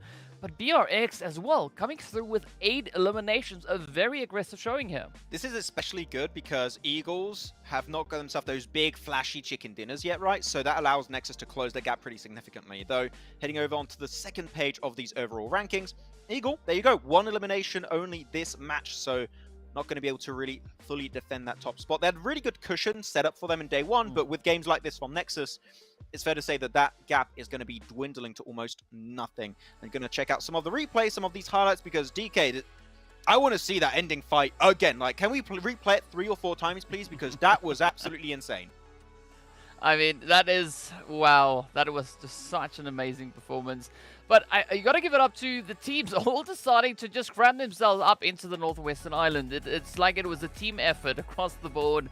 Of course, Leon, good attempt. But Klaus coming through with the present, you know, not having any of that. But this is where things slowly started to take quite a bit of a positive turn, especially coming through for Nexus, because this was that shift that I was talking about, right? They were able to find the pacing, find the push, find the play, and even right here, being able to take down Exotic Alliance. I mean, what an insane clutch up. Yeah, it's a mix of a really good individual play from Redox and Doran for Nexus. It's also a big misplay from Exotic Alliance that, until that point, I would say had a really good game plan. They went to Trifecta, make the transition onto Rogo Island, and then just send it to the central compound after vigorous scouting, which is weird to say scouting has been vigorous, but we're going to say it regardless, and then send even 2 players to create a specific off angle to apply even more pressure on these teams. So it was a really good game plan. Just one singular mistake was punished by those 2 incredibly gifted players of Redox and Doran. So you always want to be careful when you are dealing with Nexus. Even as a solo, they can make you regret those decisions. But you know what? After an insane clutch finish from Nexus, I think it's fair to say, DK, we need a little bit of a breather. So we'll be back in just a few short minutes for our final game of day number 2. It's time to upgrade your PUBG mobile outfits. Join free daily cups for solo, duo or squads. Win Faceit points. Exchange for PUBG Mobile UC. To customize your accounts, join Faceit today and earn rewards. Try for free at faceit.com/PUBG Mobile.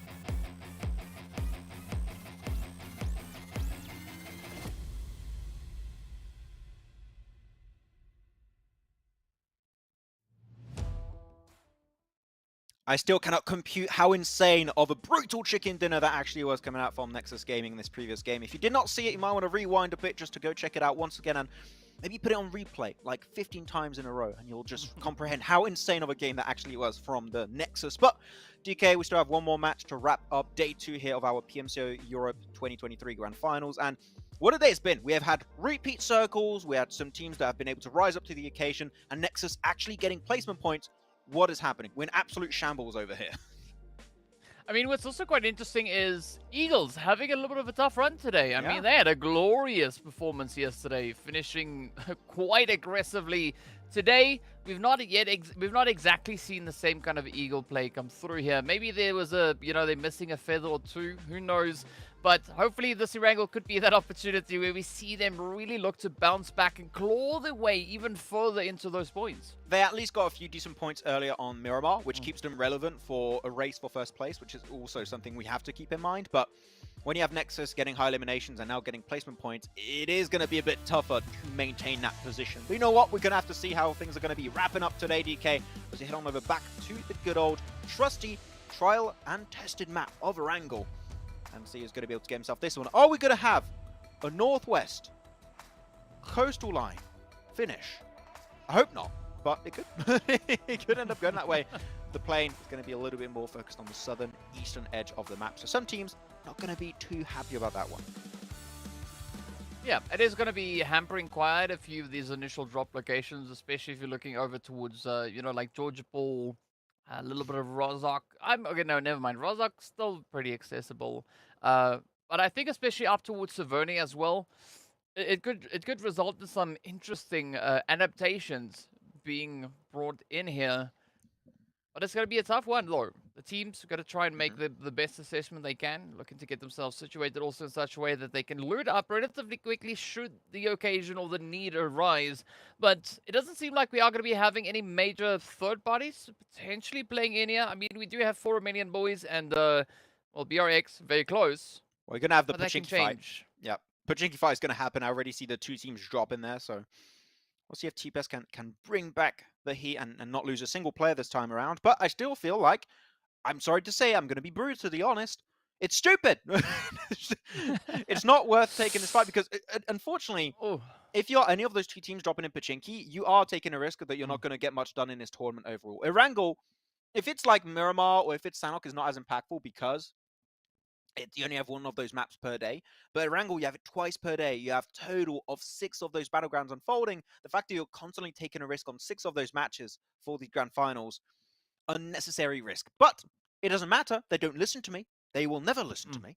Or maybe they will one day. We'll see, because they're still going for the fight. And I'll look into get those pesky eliminations again. Well, one thing that I did notice also is that the zone is 900 meters away from where it was in game 1. That's not much. It's essentially almost in exactly the same place, but it's just shifted up by about 900 meters into the northeastern. Did you just portion. calculate that, So- like, Yeah, with your eyes? I counted the blocks. You I counted the blocks. blocks. Nice. I mean, accurate. Yeah, I mean, someone's got to do it, right? It is So, exactly there we have it. 57.5 meters away from the previous circle. Wow. Circle. Sometimes got to keep that in mind, but seemed like Rogo, after that island finish, is like, oh yeah, I'm powered up. I've had the Rogo finish. I'm going to go absolutely mad on this fight in Pachinki. And just chasing down the remnants of TPS that, again, is the usual loss of 1 player that's already happened. I would like to see a team come out as a 4-man DK, I'm not going to lie. That would make me happy, but that's not going to be the case for TPS, as Lowless picked up once more, down to 2 players. What do you do, TPS? Do you keep on fighting, or do you just leave it? I think that because they don't have cars, they might have to keep fighting. Yeah, I think that is going to be the initial approach that they will have to bring on through. Because if they want to try and make their escape, they're going to have to hope that they are super amazing when it comes to stealth mode. Because this is not going to be an easy position to disengage from, especially not looking at how God's Ultimate are just working their way through it, compound by compound, trying to clear all the available space. We've got players on high, we've got players on the ground. It is such a difficult position now for TPS to avoid, as Caster tries to yeet themselves out the window, but instead, the lead has been finding its way on through. Here comes the finisher play. Ooh, yeah, Oh, there we wow. have it. Hey, to be honest, really good communication from God's Ultimate. They are pushing together, which they are not slightly making any mistakes. They want to make sure that they just overwhelm the players and use that man advantage. Even though Blue's just chilling in the background, keeping tabs on Burke, possibly, as he just leaves the church, makes it over to the warehouse. Which, fair enough, you know, if you want to escape that fire as a solo, that's cool. But, you know what other way you could survive this fight, DK? Do you know? Do you know how you could survive that? Disengage? Or Yes, maybe... exactly. You yeah. just don't drop there. You just engage it fully. I I wish. A man can dream, DK. Maybe we'll see that change happening tomorrow, but as of right now, Burke, I mean, they have an idea. They heard the footsteps, I think, maybe a bit early in the game that someone was running in that somewhat direction. They've lost track a while ago. But yeah, he sees them. He's just going to stay in that bin.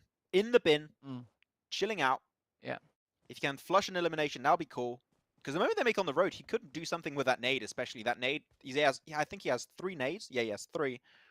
He could use them pretty nicely, but yeah, I've had enough of this fight. I'm not entertained anymore.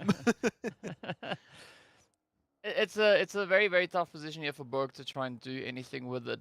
But it does seem like God's Ultimate are either just regrouping up to the church. Yep, that is exactly what they're doing. So I think for Borg, maybe sending out like a rogue nade, or rogue smoke grenade rather, away from their current positioning could potentially maybe distract God's Ultimate, and that could be the exact opener for a beautiful nade finish onto them. But I'm not quite sure if that is going to be the case. In the meanwhile, Bunny, they're going to be hopping around up in Yasnaya Poliana, uncontested, but they're going to have to keep their eyes on Eagle, who we see just situated towards their northeast. I just want to keep tabs on everything unfolding right now. I do think God's Ultimate will be looking for that final player, though Vengeance and Rush are going to have a little bit of a clash. It's going to be Shroom, can't quite make it back into shelter, but it's okay. The cavalry is here. Reikage is going to swarm them here with his vehicle and try and get job done, but Andres is there to pick him up. It's just not quite the way Rush saw themselves playing it. The thing is for Rush, I'm also a little bit annoyed, DK. I'm getting very frustrated these Erangel games. They had such a strong position south of this location. It was so strong. You have so many strong compounds surrounded by just flat terrain. You can stay there, hide the cars to you so you can transition later on in the match. This is a fight that just doesn't make sense for Rush to take. Phase 1 fights, Phase 2 fights, if you can dodge them, always try and do so, but Rush are just so blood hungry. They're just always going to try and take with those engagers. Yeah, I mean, as we were discussing before, right? I think there's a time and place for that kind of aggression to come through, but you're gonna have to bring in the strategy alongside that. Very similar to what Nexus did over on Sanhok. I think that is a really good example in which they were able to capitalize on aggression, but also then the strategic element, the positional play to come through alongside that. And if Rush is able to, I think, kind of maybe adapt their play, adding it a little bit more of that positional, that positional angle. That positional maybe. position. Yes, the positional position could position them quite well in that position to play from. Oh, so much. That position is really positional position. It is. I have to agree. Trying to dodge the bullets, but oh my, he's out of ammo. No way! No way! Come on, Wow. Linus Tech Tips. What is going on there? That's not okay. Maniac just get himself. Look, I don't even know what do you call this? It's a fail on one side, but it's also a really good reaction from the other. He just starts dancing like an absolute madman. And now, I mean, they're just gonna go and confirm that limb. I mean, that's almost, I would say, almost pulling a Matrix, right? Just being able to dodge the necessary amount of bullets. Not all of them, but the necessary amount. Enough. Yeah. It's like, I'm still bleeding, but I can still shoot my trusty... I don't know what weapon he had. The AKM, maybe? I don't know. He had something cool. But, Mumia, they confirm that one. Maniac gets it. Rewarded for that knock. As though in the center of the circle... Well, not quite the center now anymore. It does shift, and this is the northern fight. It's going to be Kazama versus Vengeance, DK. A little bit back and forth. A lot of utility going to be used up, but unfortunately, those little positions behind those walls aren't quite safe, so Kazama will have the initial advantage. Ooh, but of course it is going to be Eagle to add to the pressures. We can see them pushing in from that eastern side. And actually, it does seem like Eagle are trying to wrap all the way around Vengeance and Kazama here. So this could take their play to the next level. But now it's going to be down to Kazama, looking to see whether or not they will allow any of that eventuality even to be true. I don't think they know that Kazama suffered no casualties. Now they have. Okay, Teddy's going to be the first to fall. Great usage of utility. They're going to try and get himself that confirmed. Just put him down to a third of health. But Eagle's going to try and really close that gap as much as they possibly can. They lose one, it's going to be close, and have another player that's going to be extremely low. Does get the medkit right after, but it doesn't matter. Marso is already inside the walls, inside the vicinity, and he's just mown down the competition. It's going to be Kazama now, down to a singular player, and they had no chance whatsoever to defend it. What a breach from Eagles. Yeah. 7 eliminations. We on phase 2, DK. What is going on? Wow. They just woke up after that Nexus win. I mean, that was a hella impressive to come through there from Eagles. But let's see whether or not they'll be able to soar. In the meanwhile, it's going to be Exotic Alliance and Bunny having a bit of a rundown showdown here. As you can see, Twist now coming under spray. As you see Kura trying to pick up a bit of a response. Oh, this is almost like a little bit of that PUBG GTA play coming in here. Whew. Like what's going on here. Some cheeky little angles picked up by Bunny. They do lose Merciless, which we've said many times, DK. That is your one player from Bunny. Do you want to keep alive as long as you possibly can? He has been so impactful, especially on that first day of play. But now at least able to get himself some initial knocks. We'll be able to confirm that one thanks to Twist. As slowly, I would say Twist has also risen up to the occasion, DK, in today's matches. He has really been an impactful player. So all hope is not lost. There is still hope in the distance lingering for this team to be able to do something. So we'll see how things are going to wrap up. Well, only time will tell exactly what the outcome will be. In the meanwhile, it's going to be Vixie 12 now just holding onto the edge as Exotic Alliance has been reduced down to 1. You can see a little bit of that rotational play coming through over on towards the western front as we got God's ultimate as well as T-Pez and then BRX trying to make they run looking for a bit of territory to claim there as their own. But now with the zone that is going to be closing up, I'm suspecting a zone potentially maybe moving a little bit further down south. Yeah, we have to wait for the circle. Is going to be very telling of what's going to happen, and it goes to the western side a little bit here in farm. Great for Team Alpi, not going to have to leave their location. I've been reading the chat a little bit, which I know I shouldn't do during the game. It's not very good to do. I've actually seen that because I said Nexus, their Vengeance. A lot of people said, "Oh, congratulations, Vengeance," but no, not the team. It's just a way to describe Nexus. So noted. We will not do that anymore. We can't because Vengeance is actually a team in this tournament. So we'll avoid the confusion moving forward. Alpi actually going for a split. Question mark? I really thought they would fully commit to farm, but it seems like they just want to stretch their control in this game, which I'm not sure what you think about that, DK, but I'm not the biggest fan at this stage.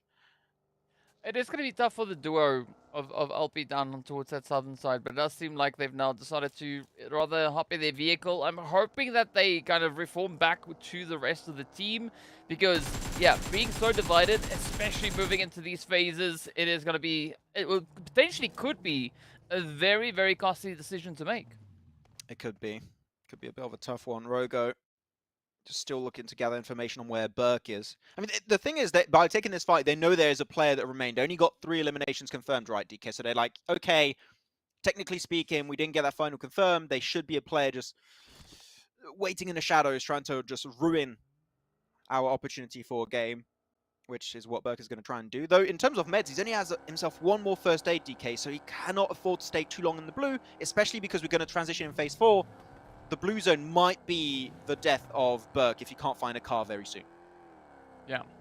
I mean, they might be staring an iceberg in the face, and that's not going to be ideal. But hopefully, they might be able to pull something together and get themselves all the way secured in towards this next phase. In the meanwhile, BRX, they're going to be rolling through up in towards the northwestern territories. Already been able to secure themselves a little bit of that wizard tower, a little bit of a watch point to try and gather information. But they've got several teams here that I think could be looking to leverage the play. I mean, God's Ultimate closing in behind them. We've got the Eagles not too far away over on towards that eastern side. And then we still have the 4 Romanian boys situated just to the south. Yeah, 4 Romanian boys are in a very good position. They can easily defend cars too, so if they need to leave, it shouldn't be that tough of a movement for them to execute. Though God's Ultimate on the move, on the prowl, looking for BRX, as BRX now have been able to push back God's Ultimate, able to take control of this little bit of terrain, high ground, which is going to give them a significant advantage. And Blue, with his own utility, is just getting absolutely bamboozled with the utility of BRX. They're very split right now, making themselves very vulnerable to the entirety of BRX. So I'm not quite sure. If God's Ultimate could leave, they would, I'm pretty sure, but they locked their cars, also get heavily damaged and got stolen away, and they're just going to use that man advantage for themselves. BRX get another one. Down to 2 for God's Ultimate. What is going to be the game plan for them as Leon is just snaking his way down? Rogo is nowhere to be seen. But Touch, gotta be careful. 1 nade could be enough to get him. Ooh, there we go. There we go. Leon popping up exactly at the right time to get at least a little bit of that pressure alleviated. But now they're going to have to act very, very quickly. As you can see, the reinforcements, the cavalry has arrived, right, by the name of Rogo. But, ooh, Aussie crashing into the tree. Down they go. Rogo, they're having to pick this one up. I actually enjoyed what was happening for God's Ultimate. I think they were trying to do a bait where they sent Rogo far away and tried to make as if they left, but actually there was still a player serving as an off angle to just punish them and reduce their number advantage. That was a good idea, but as you can see, it didn't quite work out. But it was a good idea. I got to appreciate it. I got to respect it for as much as it actually was able to work out this match. Though, Circle about to shift. Again, it did go to phase 4. And so far, still Farm is in play. I do appreciate that Alpi were able to regroup, though, DK. That was my big question mark on that split. They were able to regroup. They were not punished on that split. 4 Romanian boys have been able to also make the transition from the compound you mentioned. So far, Alpi and 4 Romanian boys, technically, DK, in this match, are going to be working as a symbiotic relationship. They're going to work together, obliterate teams rotating around Farm, and then fight each other later on where they have to leave. Yeah, I think that would be the ideal to see a little bit of that symbiosis come through. But now, looking at a team here like BRX and potentially even the side there of Eagles, their position not going to be looking all too great, though. They are having to cover quite a bit of ground, especially if the zone is going to be moving away from them. They're going to have a really, really tough transition that they will have to try and plan for. But now, it does seem like Aussie is, well, maybe going for a little bit of loot. I don't want to see him because I don't see the point in really rotating away from zone. Meanwhile, Alpi just keeping it nice and quiet, keeping good awareness on the surrounding area. Which I appreciate, because it's clear that even if they do eliminate teams, DK, that they can't loot up any teams that they eliminate. So sure, you're taking shots here. You're just going to make sure you hold on to your resources. Sandra gets knocked by someone. Didn't quite see who got it in the elimination feed. But you'll be healed up pretty swiftly. Shots are still being taken by BRX. They did lose touch in the earlier fight. But on these field locations, DK, you can't really protect the cars. I don't think BRX are in a position to contend for podium. Because those cars are a really strong resource in these kind of circles. Yeah, you got to definitely... You will have to be able to try and utilize everything you have at your disposal. Speaking of utilizing, it is going to be Big Baby now reaching in onto the side here of Nexus. They do pick up Kapahala, but that's going to be up to Exo and Redox to see whether or not they can actually fend off the advances. But looking at Redox, very exposed down towards that southeastern side as well. Again for Nexus, going for such impressive splits, but unfortunately very punishable. As we've just witnessed right now, DK, they did a 2-2 split that was great 2 circles ago. At this stage, you are going to get breached upon. Teams are going to fully send it for these buildings that are in strong spots, and you are just going to get absolutely wrecked. Is the only word that really comes to mind at that point. There's not much you can do other than that. So yeah, good breach from Big Baby. Very poor hold from Nexus. That now down to Solo are just going to be hoping to just get himself a few placement points here and there in this match. But Bunny also going to be suffering the wrath of Big Baby as they're looking for their 4th elimination this game. Yeah, Big Baby definitely going to be looking to up the basing here quite a considerable amount. I mean, already performing much better in Game 4 here today as they were doing yesterday. Dennis getting stuck there for a second, trying quite relentlessly to get the finish. Essentially, they do eventually get their hands on that. Eagles, in the meanwhile, are going to come flushing forward in towards the zone, actually rolling into the zone. Well, that's a rotation, literally, sideways. They're trying to make that rotate. I mean, we said it right, that our Team LP and 4 Minion Boys are going to work together to sweep out as many of the Western teams as possible. Here, it worked out perfectly as initially planned against Eagles. They're down to now just 2, Striker and Yuxi, which could have a decent run. They still got 7 eliminations this game, so even if they dine out, it is still a solid match to wrap up day 2. But after that, I'm not too sure, but their fight is going to start to break out. Great initial nade from Bego. But because you have a little bit of open terrain between these 3 buildings, they can't quite end the fight. So they just have to wait for the next circle and see how things are going to wrap up after. But I think also the position being held here by BRX could also be quite a bit of a tough play, especially onto the Eagles, should they decide to move a little bit further towards the east. The moment they hop out of these compounds, I think they are going to be falling victim to a few of those sprays coming in on the distance. And speaking of which, though, it is going to be exactly the play onto the side of Bunny, as they do have a knock secured into their sides. 4 Romanian Boys going to be looking to try and alleviate a little bit of that pressure play coming towards the eastern side. But the zone not yet being decided. And now that I've said side about 17,000 times, let's look who is going to be able to secure themselves here. They should be able to get Striker back up, I believe, but I mentioned this earlier in this position, right, DK? Cars should be easily protected for Team Alpi, so they should have cars ready to boot anytime they want to leave this spot. BRX do have cars also, it seems. I'm surprised they've been able to defend it for as long as they have. And actually, they might be able to leapfrog this entire farm fight, which if they can play north and play that high ground position, 4 Romanian Boys, Team Alpi, and Eagles are going to be in a world of trouble very, very soon. So BRX might be able to be the underdogs of this match, it seems. On Epsilon Axe also. We mentioned Epsilon Axe many times also, DK. Currently in a decent position, still has 4 players. The circle should not quite go in their favor, but as a 4-man, any breach they want to take on should be able to work out because they do have that man advantage against pretty much every other team in this lobby.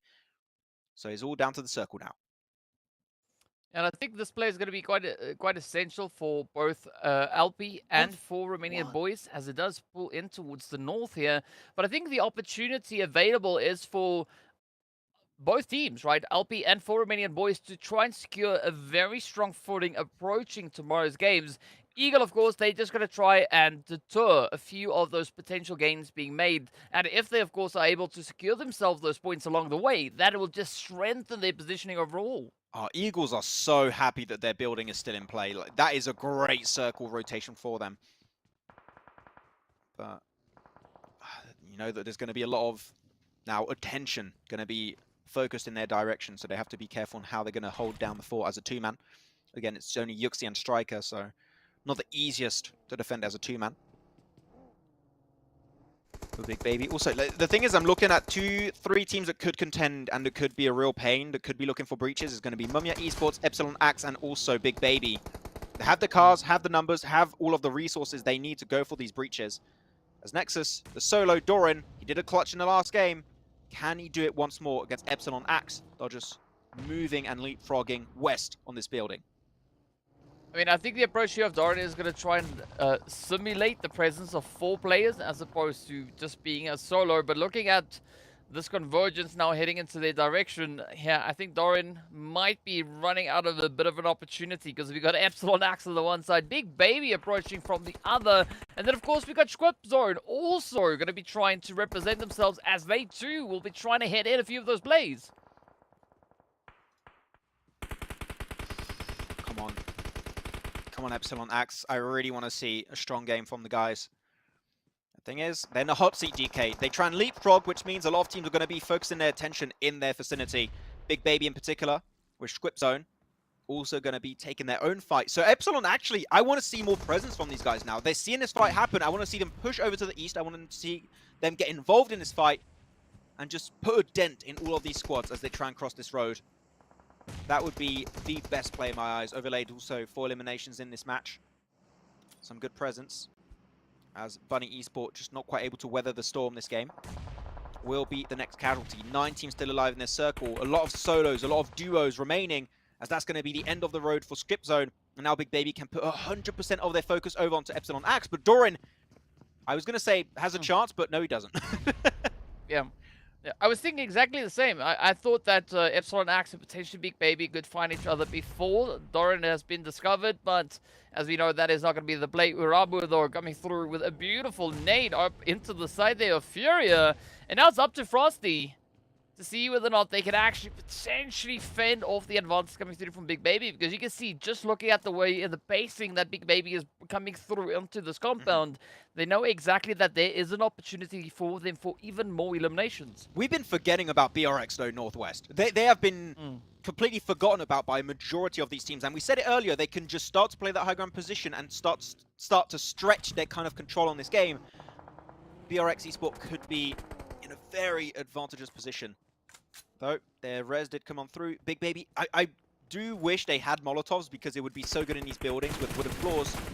Epsilon Axe seems like are not interested in taking the fight. They want to move further in the circle. I am not sure about this play, DK, because you don't have any more buildings where they are going. You're going to be in the open. You're going to have a chance of getting third-partied by other squads. Maybe the best plan of action was to eliminate all of Big Baby, but they are gunning for the late game. They want to keep surviving. Big Baby are also going to have to make that move. And I think the difficult part here is, even though Epsilon Axe has been able to secure themselves a bit of a footing up in towards the zone, they are also still very exposed towards the western front. But here comes the play, though. Arabu getting taken on down. 2 players now remain, as Big Baby are left with still a bit of an angle to be had. But the utilities could definitely help alleviate a lot of this pressure coming forward. Now it is going to be Frost starting to break off ever so slightly, potentially hoping for a bit of a flank onto Big Baby. Yeah, Mummy are looking for the third party. I really like what they're doing here. Ogre's Eyes is just going to be a little bit too slow. He's going to be remaining south, it seems, maybe to hold a off angle for his team against Epsilon Axe. He actually does have a line of sight, so he could be present for Mumia. The Big Baby is interesting. I just want to see more presence from Epsilon Axe. It seems like they're just not controlling this fight, despite still having 4 players alive, DK. I want to see them just throwing everything in a kitchen sink at these guys. But as of right now, they're just staying very silent and just getting knitted down by Amit, that has been silent in today's matches, but Amit was one of the top players in yesterday's games. I'm intrigued to see what Amit is going to bring to the table in this fight. Great nade! Oh, wow. That is quite a bit of damage being dealt into Overlaid. Now quickly trying to mend themselves up before Mumia comes through with yet another nade. And also now, Mumia going to be turning their focus over onto Epsilon Axe. But it is going to be an across-the-way engagement between both teams. Tornado holding nice and steady. Oh, almost getting dealt a little of their own medicine from yesterday. He still has 2 nades. Amit, how many grenades does this guy have? I have no idea. He looted every nade that Erangel spawned, it seemed. I'm not sure how that worked out. The Tornado, actually a really strong rock to play from, but Amit, another nade, gets another knock. He is getting so much done. He's just obliterating Epsilon Axe pretty much on his lonesome, DK. And he still has a Molotov too, so he can just slow it down. He's just thrown like 15 pieces of utility in like 2 minutes. It's like a mini red zone on itself. The red zone is now officially called Amit 19. Okay. Yeah. It's now, it's signed, sealed, and hopefully it will be delivered, as Ahmed now essentially out of utility. Now it's going to come down to the lead.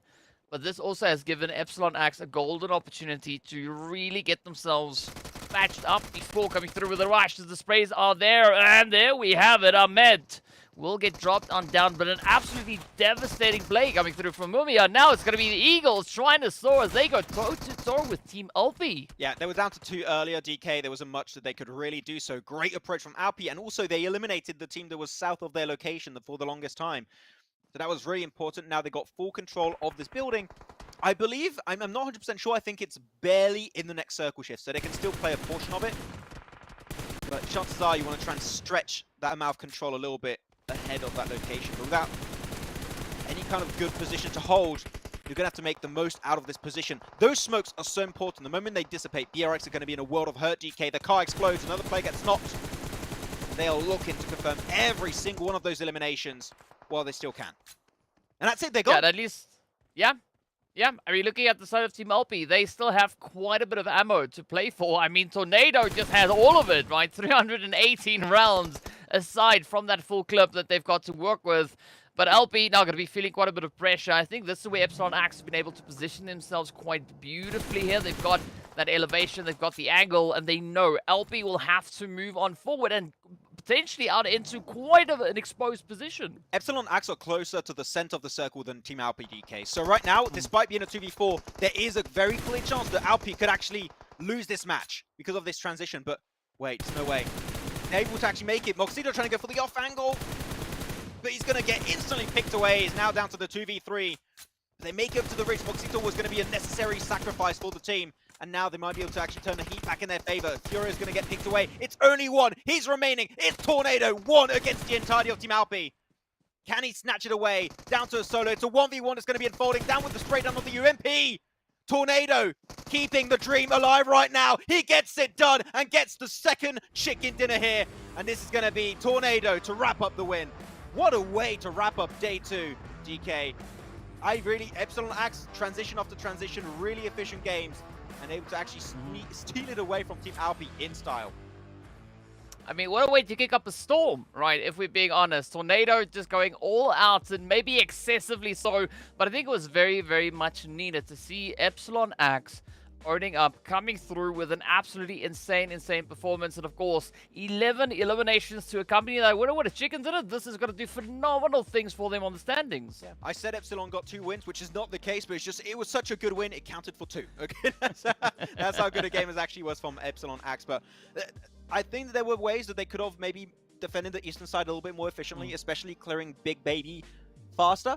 Because by doing so, they made himself vulnerable to a third party of Mumia Esport. But that's really if you want to be super nitpicky of that fight, right, DK? So 21 points on the match from Epsilon Axe.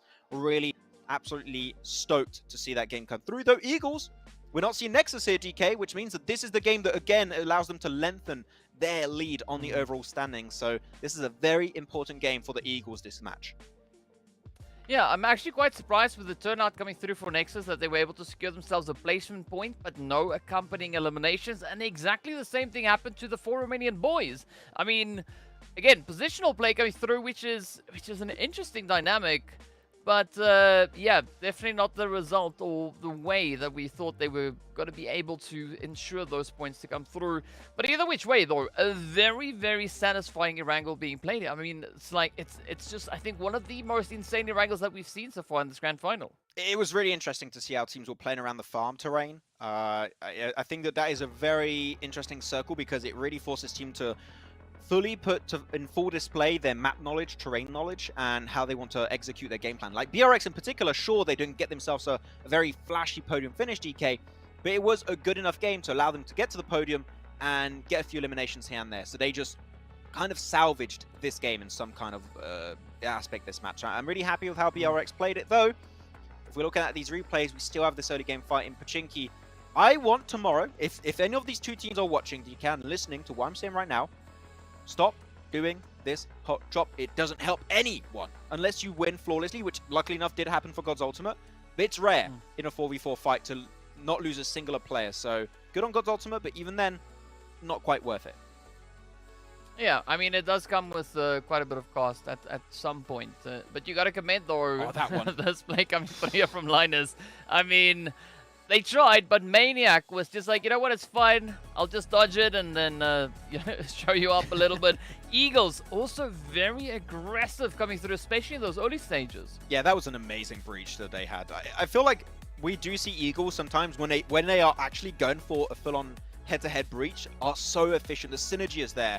The timing is there too, which is very important. That was initially a third party of a fight, so the timing, sure, no players were lost on the other side, but the timing of that engagement was really clean.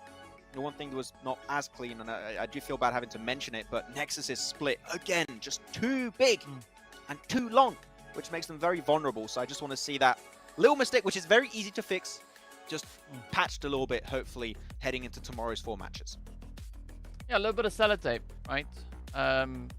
you know, just put a little bit of sellotape, maybe a little bit of duct tape on it. Duct tape apparently works for a lot of things. But again, just that play coming through for Tornado, absolutely insane. We saw Tornado clutching it up yesterday with those utilities. And of course now, instead of going for utilities, coming through with amazing, amazing spray down. Yeah, Tornado, what a game from this guy. I mean, I've already mentioned it multiple times that he is, I believe, a player of the new generation, almost you could say, in PUBG Mobile Esport. Like, I would love to see him, and I said it already, I think, at one point this tournament, see him in a PMPL setting. I think he would fit really nicely in, like, a new attempt of a strong roster. We'll see. But I'm really hyped to see what the overall rankings look like, GK, because there has been some significant changes, I do believe, throughout the day. So I think we could see maybe Eagles still in first place. And I think that might be what we're going to see. And indeed, they are still going to be up there actually pretty significantly with a 26-point lead above Nexus in second place. Eagles still standing strong. Yeah, I mean, the gap between Eagles and Nexus obviously has closed up a slight little bit. But Eagles definitely just showing quite a bit of a dominating presence across the board here today, especially just looking at how they played through this last Erangel. But then you also got to commend the consistent plays coming through from BRX, Big Baby, as well as then Team LP. We did see Team LP not necessarily sitting where they would have liked to be, but, you know, the performances are there, and hopefully tomorrow we can see a team like Team LP looking to find that repeat kind of performance that we had back in day one. I hope so. I mean, I think they had a really good game plan. Unfortunately, even though it was a 2v4 at the end of this game, that transition outside of farm, you have to cross fields, you have to make it to a ridge, and even then the ridge, the little slope they got to, is not even safe because Tornado is serving as that off-angle position. To be honest, respect, they did sacrifice Moxito. Yep. Sorry, Moxito, but it was a necessary sacrifice. You had to take the focus away from the other three players that are trying to make it to that slope. So I do understand the sacrifice play.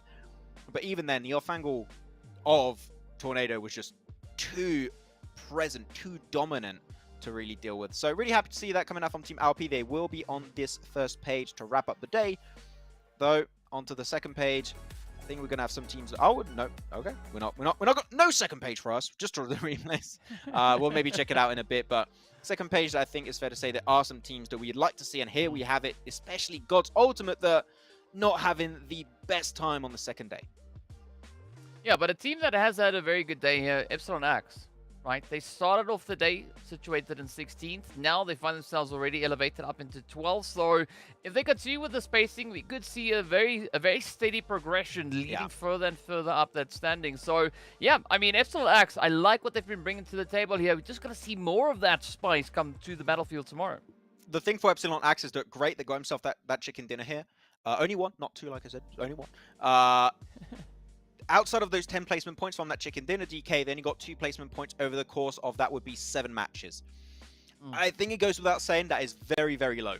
I want to see, outside of that win, because we've witnessed just this game, right, DK, that they can, in fact, get those big wins. They can bring home those chicken dinners with a ton of eliminations. I want to see what the bad games look like for Epsilon Axe now. I want to see, in a bad game, can they still bring home 2-3 eliminations? Can they still bring home, let's say, 1-2-3 placement points? That would be the improvement I need to see from Epsilon Axis. The bad games, can they improve that overall average? And if they can do so, I think that we could see Epsilon Axe be a team on the top side of the rankings on the first page, but we just need to see a little bit more outside of that one. But you know what? With that said, we're going to, of course, remind you guys, you can go follow us on the social media of PUBG Mobile Esports Europe if you want to stay tuned with everything happening. I think being a social media guy, GK, I'm going to take that clip of the Nexus fight and I'm going to post it, and everyone's going to love it because it's Nexus. It's a great time. But no, we had some great moments today. And DK, I'd love to have a recap of you. What was your favorite moment of this second day? I gotta say, I had a few amazing moments that came through. If I gotta say, the clutch up that we had from Nexus, that was so phenomenal to come through. But then this last game, right? This last match, I think this was the highlight. It must have been my favorite Erangel out of the Erangels that we've been able to see so far in this grand final. And this is exactly the kind of pacing that I want to see comes through from these teams, right? There's so much potential currently in these teams.